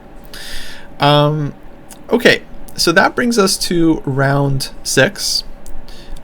So another draw, but this time I end up playing down. So I've been on the same score, +1, for 3 rounds now. First round I played down, second round I played up, and now I'm playing down again. But I wasn't actually such a serious favorite in this game, because my opponent, I mean, his FIDE rating is 2287, but he's actually an international master. So his rating was likely above 2400 at some point. I didn't really check his history. I don't know at what point he was 2400 and like he lost some points. It doesn't really matter. You know, once someone reaches IM level, they're clearly like they've achieved a pretty high class. So even if they lose some rating points, it doesn't mean they've forgotten how to play good chess. It could be for a number of reasons. Again, I didn't really have time to look into it. Players lose rating for any number of reasons. They have a bad run, or they play a lot of like lower rated players, or you know, whatever. So many things can happen. Life gets in the way. But he was here to play, and he was on a plus score, so clearly like he was doing well in the tournament, and so I knew I had to take this game extremely seriously. So he plays e4. And I decided to go again for knight c6. I mean, the last game was so bad and awful, but I felt like, okay, I checked the line. Obviously, I repaired it, and so I knew what I did wrong in that other game. So I was fully ready to improve with a6. He actually doesn't have a lot of experience according to the database playing against the Perk. So I figured, okay, this is maybe a good surprise weapon. Knight f3, d6, d4, knight f6, knight c3, g6. So reaching this position once again. This time he decided to play h3, bishop g7, bishop e3. So he started with h3 here to avoid knight g4 against bishop e3, which can be annoying. I castled. But on the other hand, when white plays queen d2 now, and like this idea with bishop h6, his pawn on h3 is not really that useful, because normally white wants to play like h4, h5 in these types of positions, and now the pawn on h3 is kind of questionable. So it's a small improvement for black. I pushed a6. This is the typical plan in these types of positions, is to play b5. And number one, you're threatening to play b4 and harass the knight and try to take the e4 pawn. Number two, you're getting the bishop to b7, where typically it can be placed quite well. White can play d5 in these positions, and black typically just goes back knight b8. And the idea is that now we've induced white to take the space, so we have targets with c6, maybe knight bd7. Knight can come out to e5 in some cases, or c5. And as well as b5, bishop b7 is still an idea. Master Yoda asked, isn't it a bit better to play the Perk without knight c6 and instead go for an early c5? Well, it's I mean, it's a matter of an opinion. I mean, most openings these days, can be more than one interpretation, to put it that way. So I think there are lots of different ways to play the Perk. Some players play it without even developing the knight to f6, kind of more of a modern defense approach, but obviously very similar with like d6, a6, and b5, bishop b7, this kind of play. Some players like plans with e5, some players like c5, so it really just depends on the type of positions you're looking to play. Here I like these kinds of positions because they resemble the King's Indian, which has been my main opening against d4 for a few years now. And so I generally feel comfortable in these types of positions lately, so I'm happy to go here, and then I get this counterplay with c6 and even e6 at some point too. Instead he goes for the immediate bishop h6, which I think was a reasonable move. And here I was pretty sure I still had prep on this position. I mean, of course I had looked at it, but I wasn't exactly sure whether I was supposed to play b5 here or e5.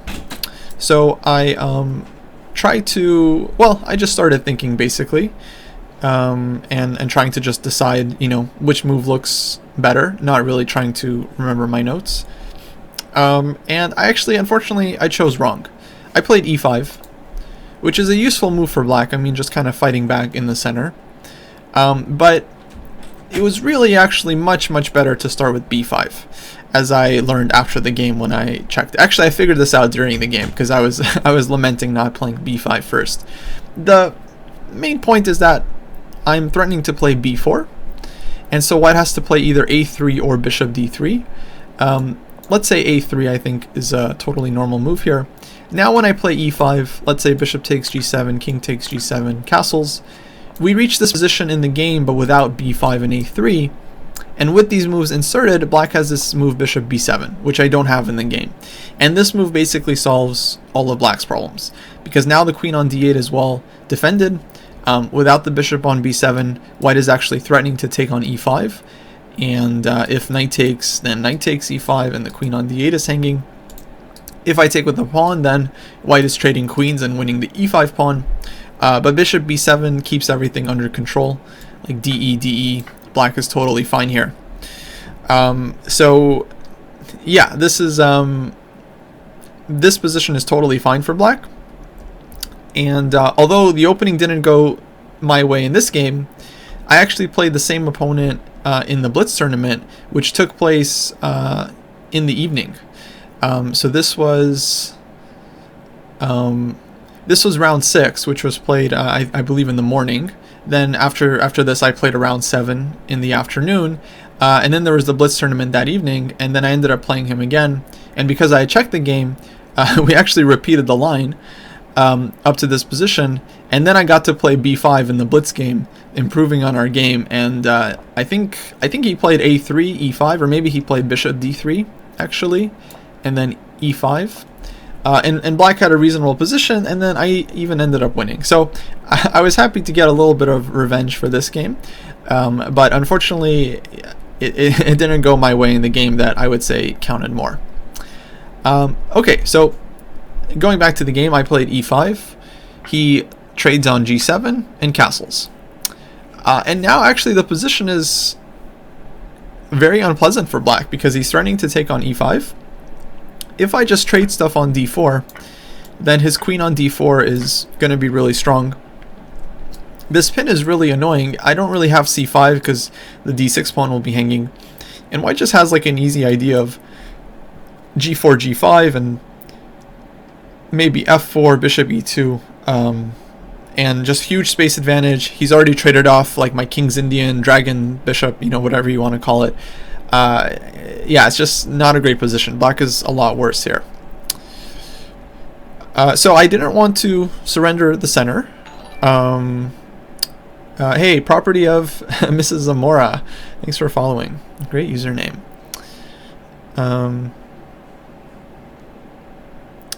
Is it true? I have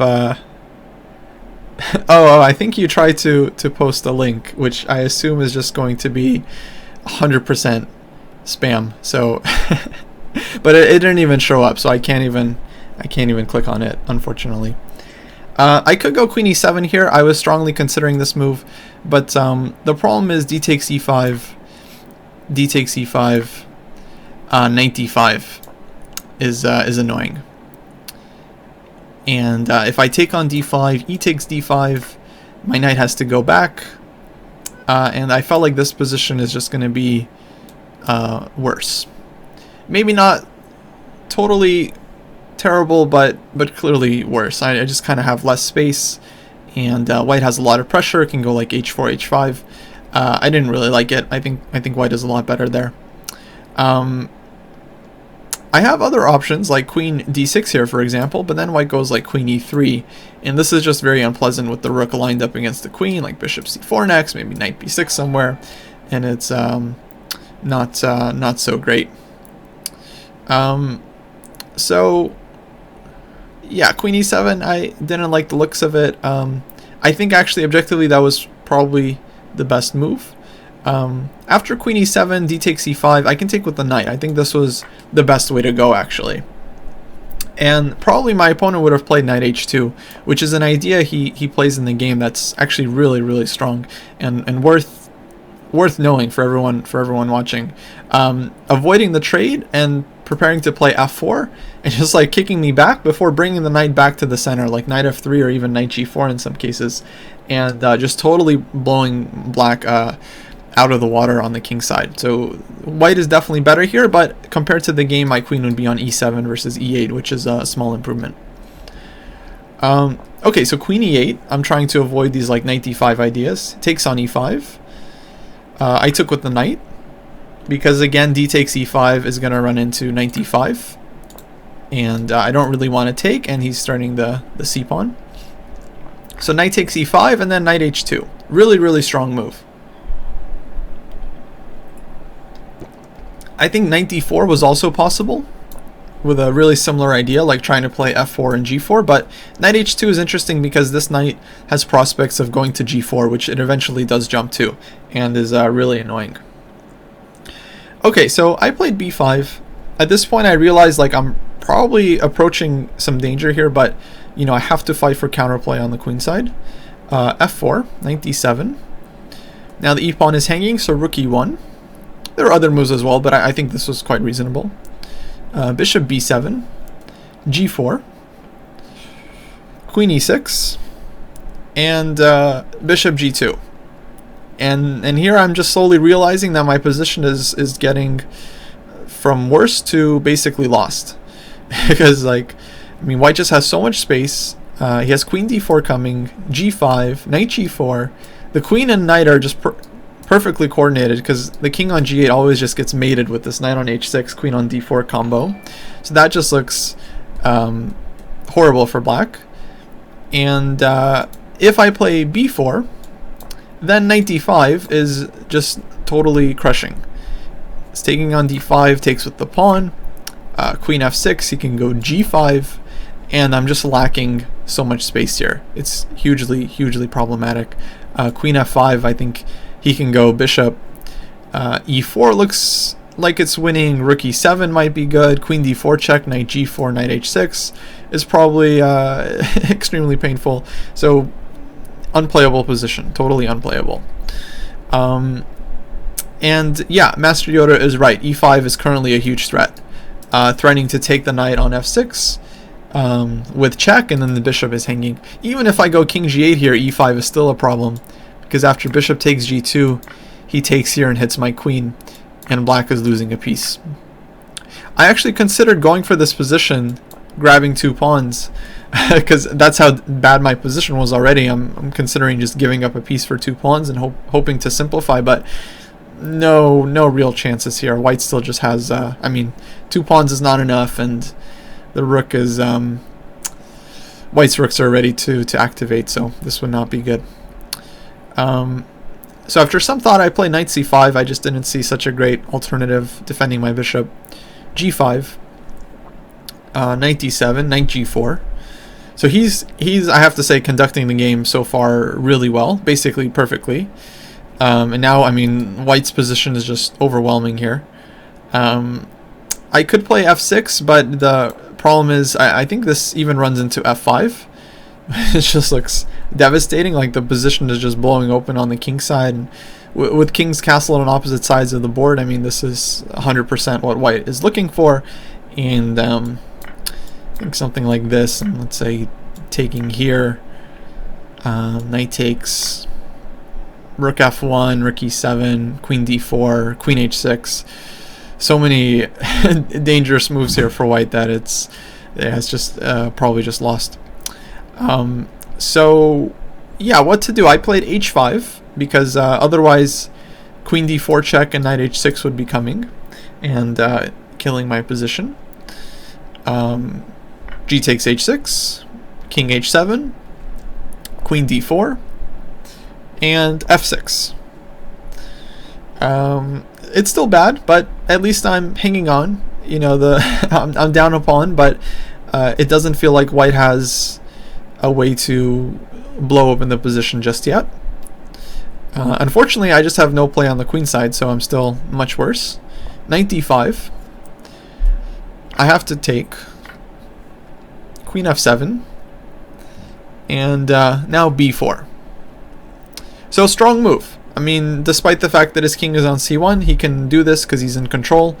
He hits my knight. I have to move somewhere, maybe knight a4, for example, and then his rook gets to come in with rook e6, followed by rook ae1, and white is just completely dominating here. I mean, looks terrible. Thankfully, you know, I have a way to, let's say, keep the game more interesting, and I can play f5. Important move to at least try to create some complications on the board, not make it easy for white. And here, actually, he slips up a little bit for the first time. I think he should have taken on c5. I take on g4 and just recapture. And then I can maybe take on c5 with something. Maybe knight takes c5. White should play f5. And, well, I think black should be losing here. I mean, it's not over, because white will have to find a way to break through, like after rook a8, for example. But it's bad. Black is down some material. White has a lot of play on the king side.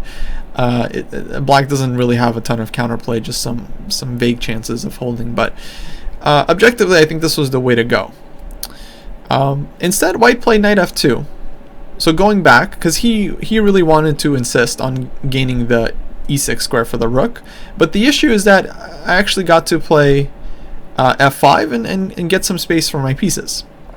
So knight a4, rook e6, rook e8, rook e1, and here he has this this bind, but as long as I can hold the e file and not let him infiltrate, then black might be able to kind of hold the blockade here.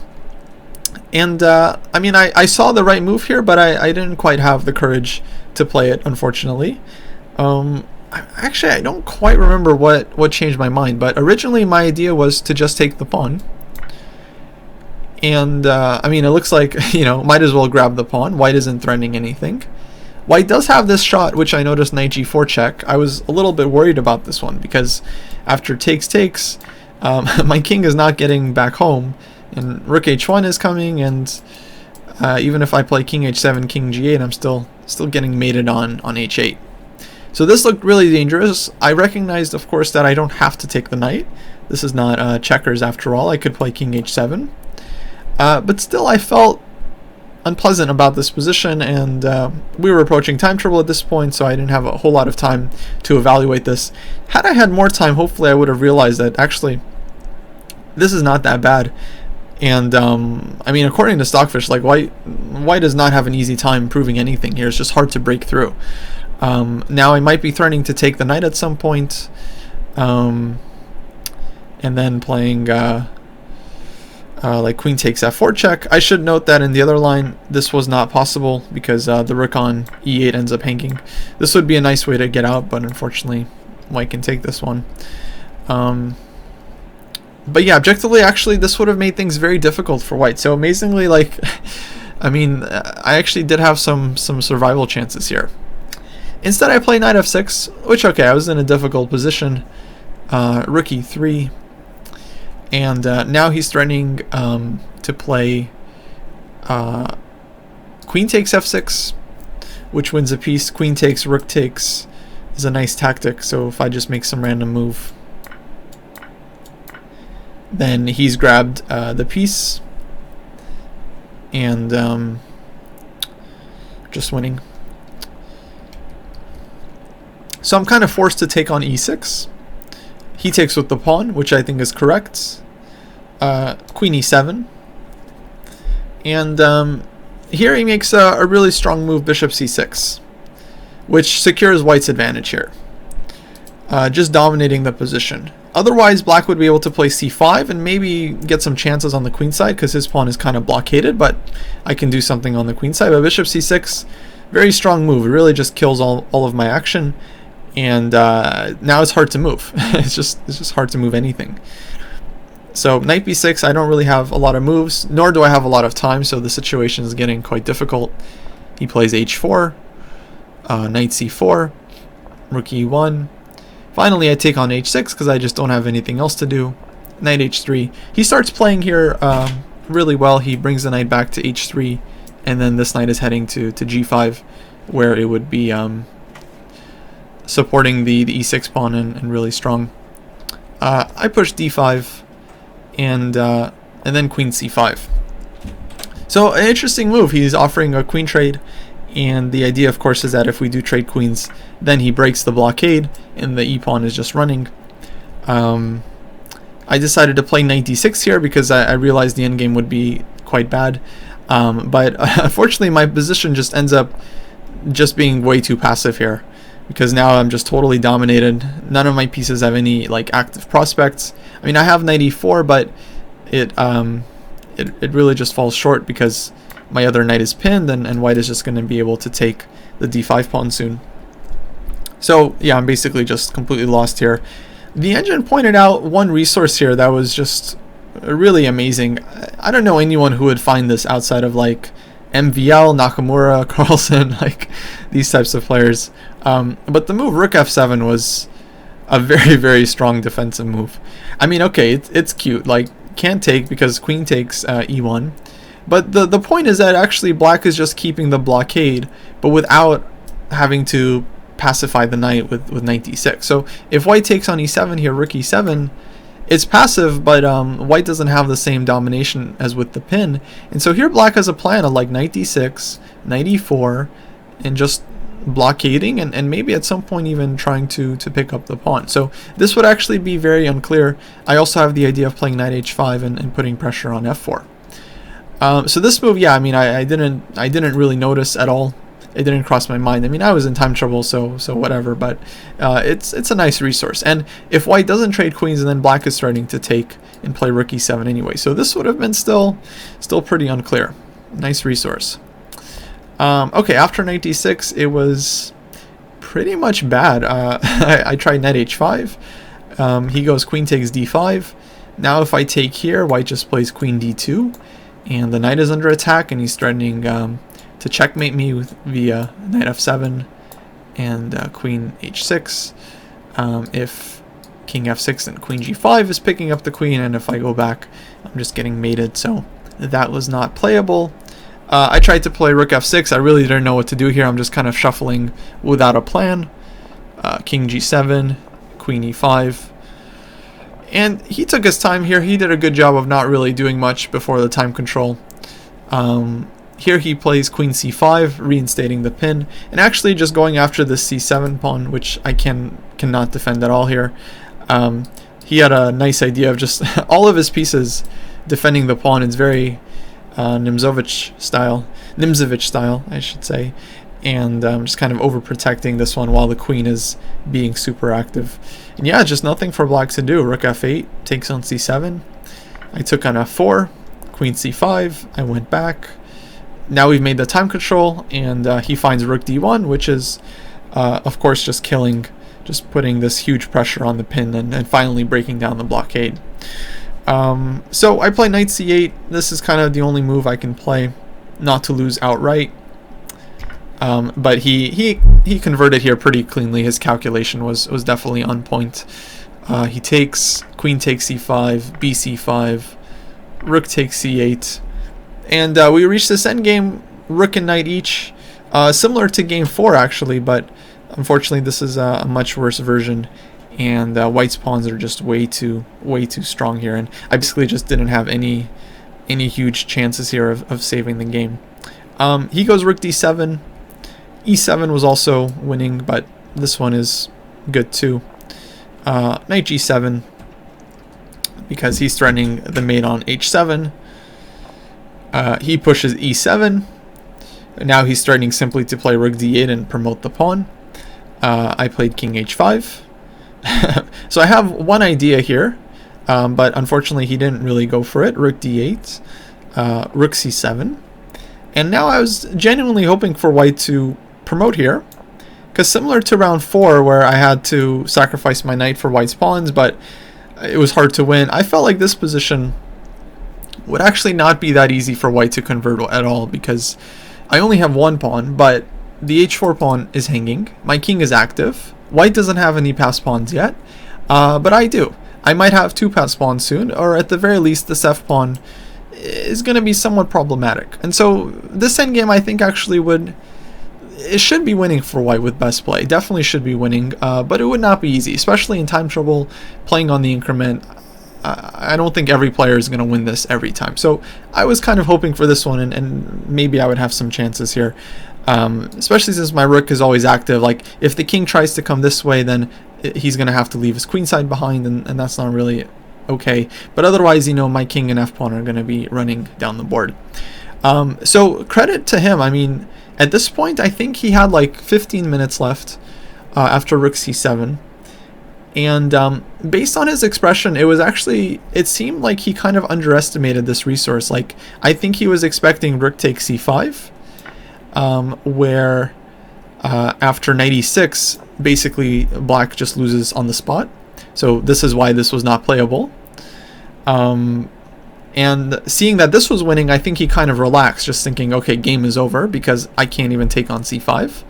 But after rook c7, I think he kind of underestimated that this endgame would be so easy for white. I think he he realized only now that actually, like, this would still be some technical work. It should be winning for white, but it's work, and it would not be easy. So credit to him, like, he spent a lot of time here. He spent, I think, like, most of his 15 minutes looking for an alternative to e8 equals queen, to figure out how to win, because it's not that easy, because I am threatening to just take the pawn.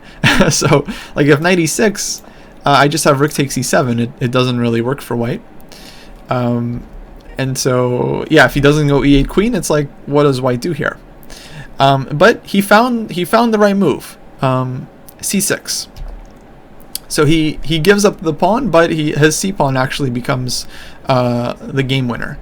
Actually, e8 equals queen was winning, but after knight takes e8, white would have to find this nice in-between move, knight e6, which is not that like complicated to understand. It's just gaining a tempo on the rook and defending the pawn. So now if white is able to take the knight, then black just has nothing. But then you would have to see that after rook e7, white has rook takes e8. This nice little tactic at the end. Takes knight g7, and now, okay, white is simply winning here. I think you could probably use the king here. Or maybe you could just bring the knight back. This might be the easiest. This knight deals with this pawn, and then the c pawn is just running. So this one would be totally winning for white. But yeah, nice in between move. I don't think either of us saw that one. Instead, he went for c6, which I think is also good and very clean. Now if I take on e7, the big point here is rook d7 is ending the game. Takes. I have no way of stopping the pawn. Otherwise, I'm losing material, and the c pawn is just promoting. Instead, I tried king takes h4. Then he played his idea, which is to go knight e6, rook takes e7, and now c7. So this was the key point that he had to figure out over the board. That I can't take his knight because, of course, he's just promoting. Otherwise, black would actually be totally okay. Like if knight takes g7, rook takes rook d7, then here I think black is certainly alive and kicking. Or if after takes and rook d7 even loses, because takes knight e6 covers the promotion square, unfortunately. So c7 was a very important find. Now the only thing I could try here was rook takes c7. Okay, at this point it's just hopeless, but you know, you have two connected passers. It's still some room for white to mess up, so you might as well play it out. But it really wasn't that hard for him to convert it. He just goes rook h8 check, knight h5, and knight d5. And actually this was the end of the game, because his next move is going to be knight f6. I don't really have a way of getting out of the pin. If I go king g4, then it's just knight e3 check, and he's taking on f5. And so this is just totally hopeless, totally lost. I'm going to be losing the pawns, and then one day white's king is just going to win on the queen side. So there is really no chances here whatsoever. Okay, so you guys have a couple questions. Rook d8 before rook d7. I'm not sure actually at what point we can go rook d8. I could have tried this one, that's true. Knight takes e6, queen, knight takes d8, but the problem is queen takes d8. And if I could keep the rook, then maybe, but I don't keep the rook, unfortunately. But yeah, I think even with the rook on e6, then I think it's very difficult. The queen is probably just going to be too strong. I think white has too many pawns to not to win there. Matthias F, I'm not sure actually what you mean. Yeah, where black can play rook d8 or white.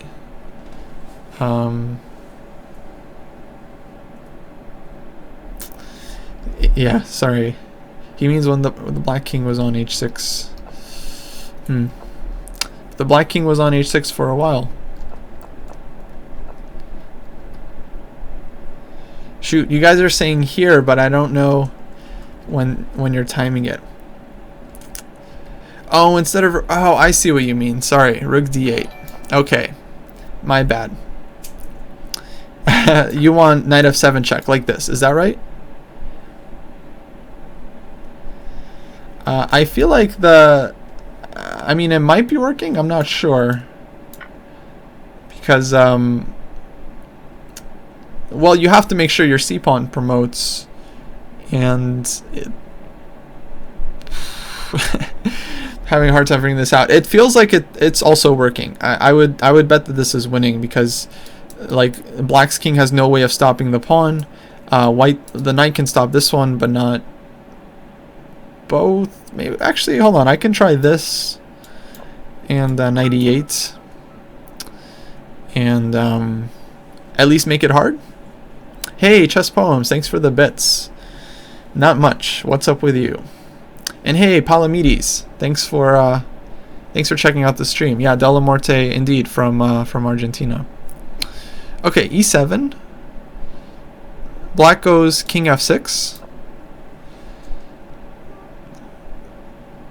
c7. I take.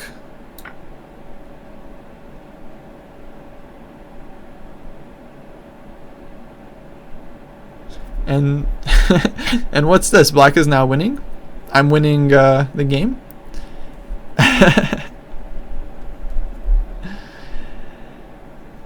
just game over. So maybe this one is not that clear. I think black is in time there. It's close, but I don't know. Maybe the engine can find something. Okay, in any case, he converted, and yeah, that was a tough loss.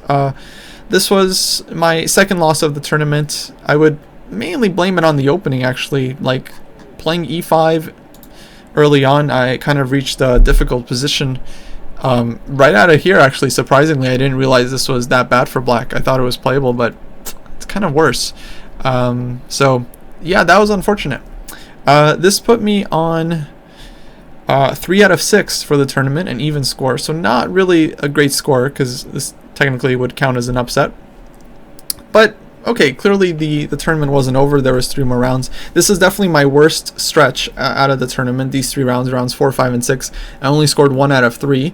And in the first game, like, I was completely lost and very lucky to hold on. In the second game, I was equal, but never better. In this game, I was just totally outplayed from start to finish. I had some chances here, but it was already in quite a difficult position. So